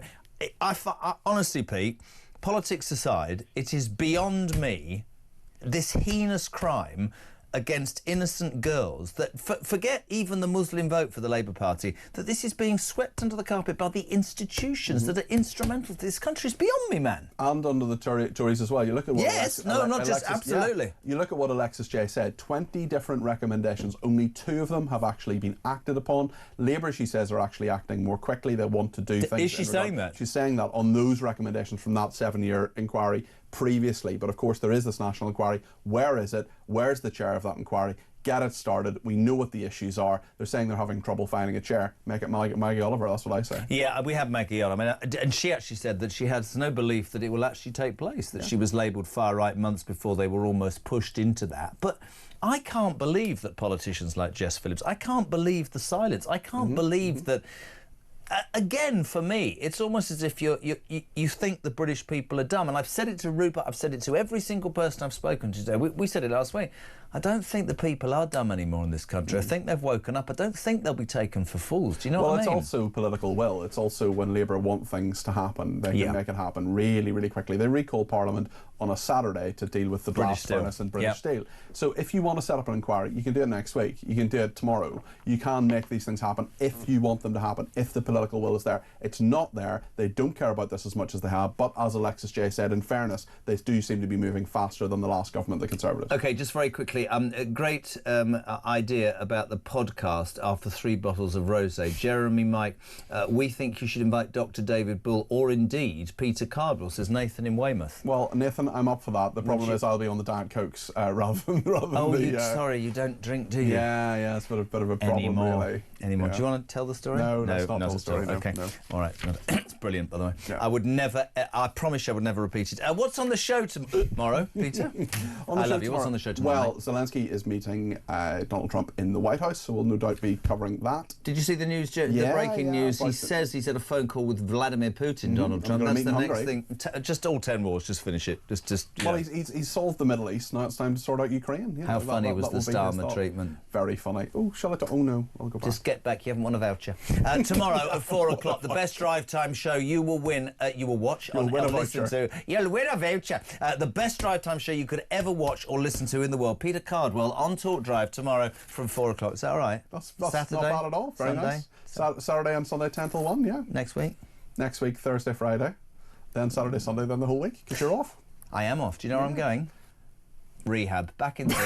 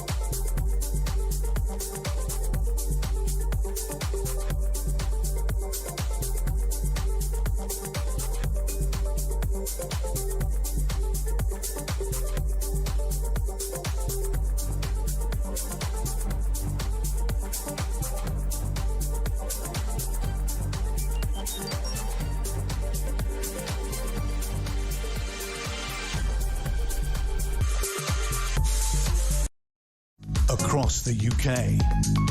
On DAB+, on your smart speaker, on your smart TV, and on your side. This is Talk. You imagine Mike Graham doesn't like being told what to do. You are not coming on the show at 4:20 today because you've been out for lunch. I'm coming anyway. It was fantastic. Give it a listen. Thank you, by the way. I say this now because it's mad. Top team this week. Great job. Thank you, Jodie. Thank you, Ryan. Thank you, Sammy. Thank you, Mary. I'm talking Luke. I'm joking. Luke is in the house. He's a good man. We'll take some more calls between now and Kev at 70344 499 1000. But we're delighted to say a very good evening. Will Barker, title at the Sun? Deputy Head of News. I noticed since you've started doing this show that you sort of the top button's undone, the beard's growing. You've become a bit scruffy, to be honest. I know. It's been a busy day.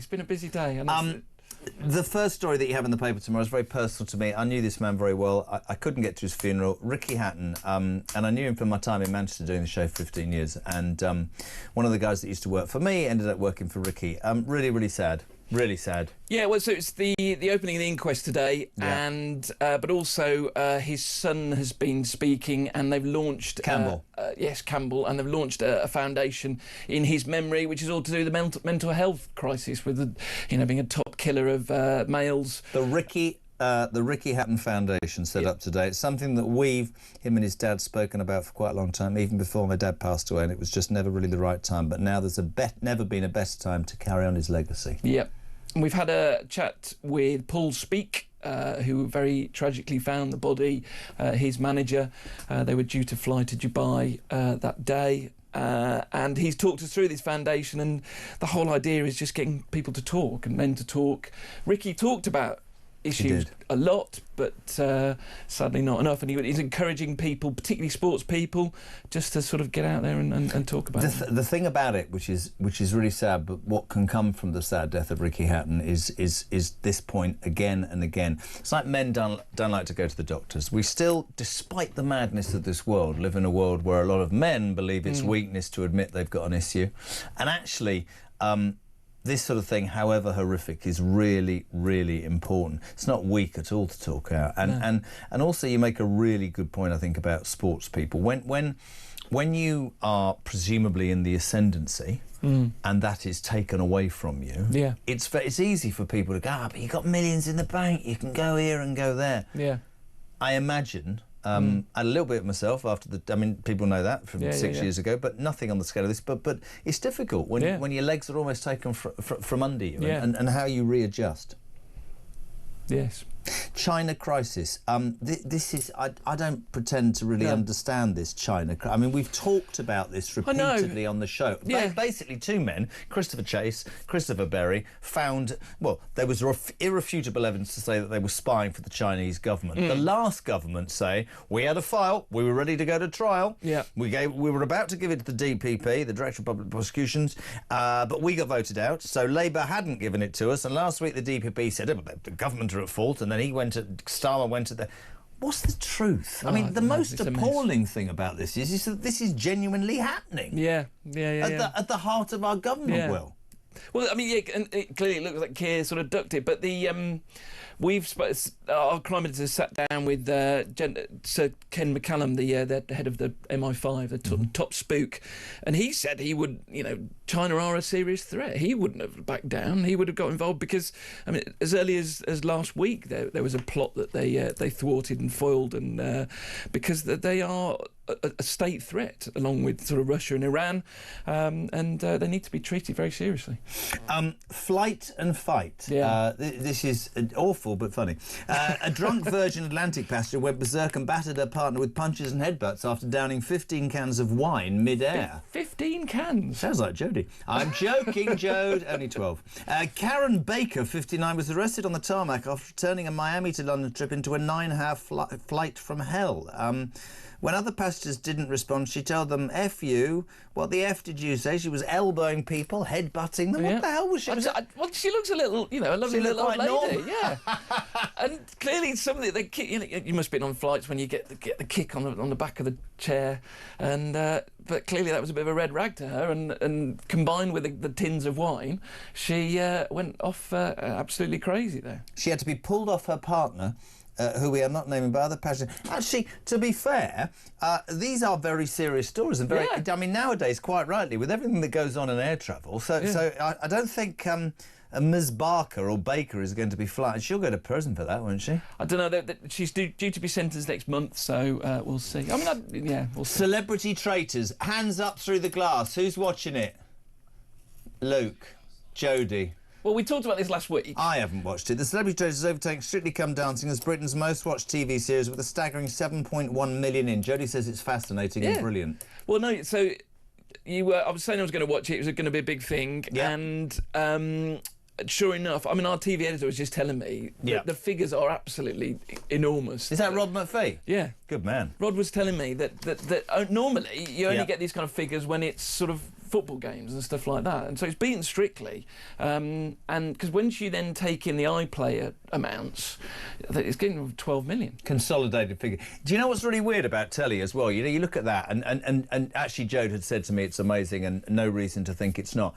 Television, terrestrial television, is so difficult nowadays to find a hit. You think, I mean, he's not everybody's cup of tea. Michael Barrymore on a Monday night, strike it lucky, right? 30 years ago, right? Got 20 million people. Parkinson would readily get 15 to 18 now. Yeah. I'm telling you, if you get 1 or 2 million, it's an absolute... What did you say?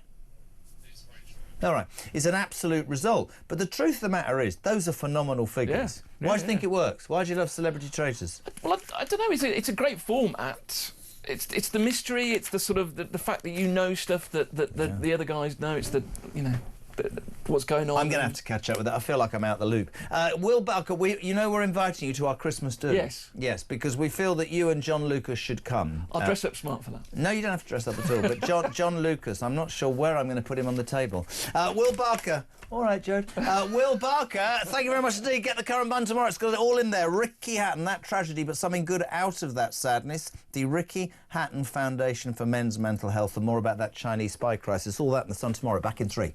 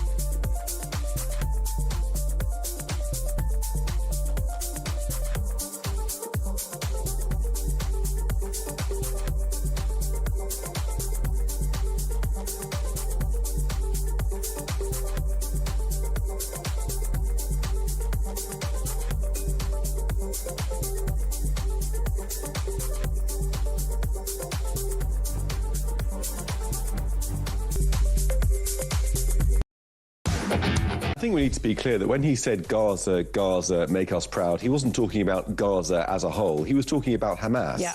Because the only people likely to put any Israeli soldiers in the ground is Hamas, not the civilians of Gaza. The reason why this sort of thing keeps happening is because the universities have not drawn a line and said no.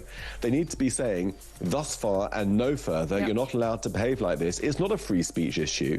It wouldn't be a free speech infringement for universities to say that one of the conditions of being a student here is that you don't disrupt the running of the institutions and you don't bring us into disrepute. Yeah. Across the UK, on DAB+, on your smart speaker, on your smart TV, and on your side. This is Talk. Something weird's fallen out my ear, but I don't know what it is. Welcome back, my friends. Talk Drive. Ryan's already... He's got his coat on. He does this at 5 to 7 every single night. He's got to get the train. Very nice. Thank you very much, Steve-team. A couple of bizarre things to say. Can we try Mike Graham? I want to make sure that he got home all right, because he came on early. He's had a few. Can we just try and ring Mikey up before the end of the show, please? Got us? See if he's in. I hope he is. I hope he got home. What? That doesn't sound right. That sounded like a fart. Now, if you thought that this show was thrown together, you'd probably be right. But something about celebrity traitors that I learned during the break. Last night, Celia Imre, very famous actress, did a little pop. She did a little pop. She went pop. And she said, I blew off. My mother used to say blew off because she couldn't know. No, I did. Anyway, Celia Imre's fart. This is on YouGov did a poll, right? This is how boring this country is. Is it funny, very or fairly, that there was an FART on celebrity traitors last night? They did a poll, Ryan. You were in the loo. 44% of people said it was very funny. But ladies and gentlemen, maybe I'm in the wrong business. 56% of the people that YouGov spoke to said, no, farting in public's not funny at all. So, Celia Imre, you're a disgrace. I'm never going to laugh again.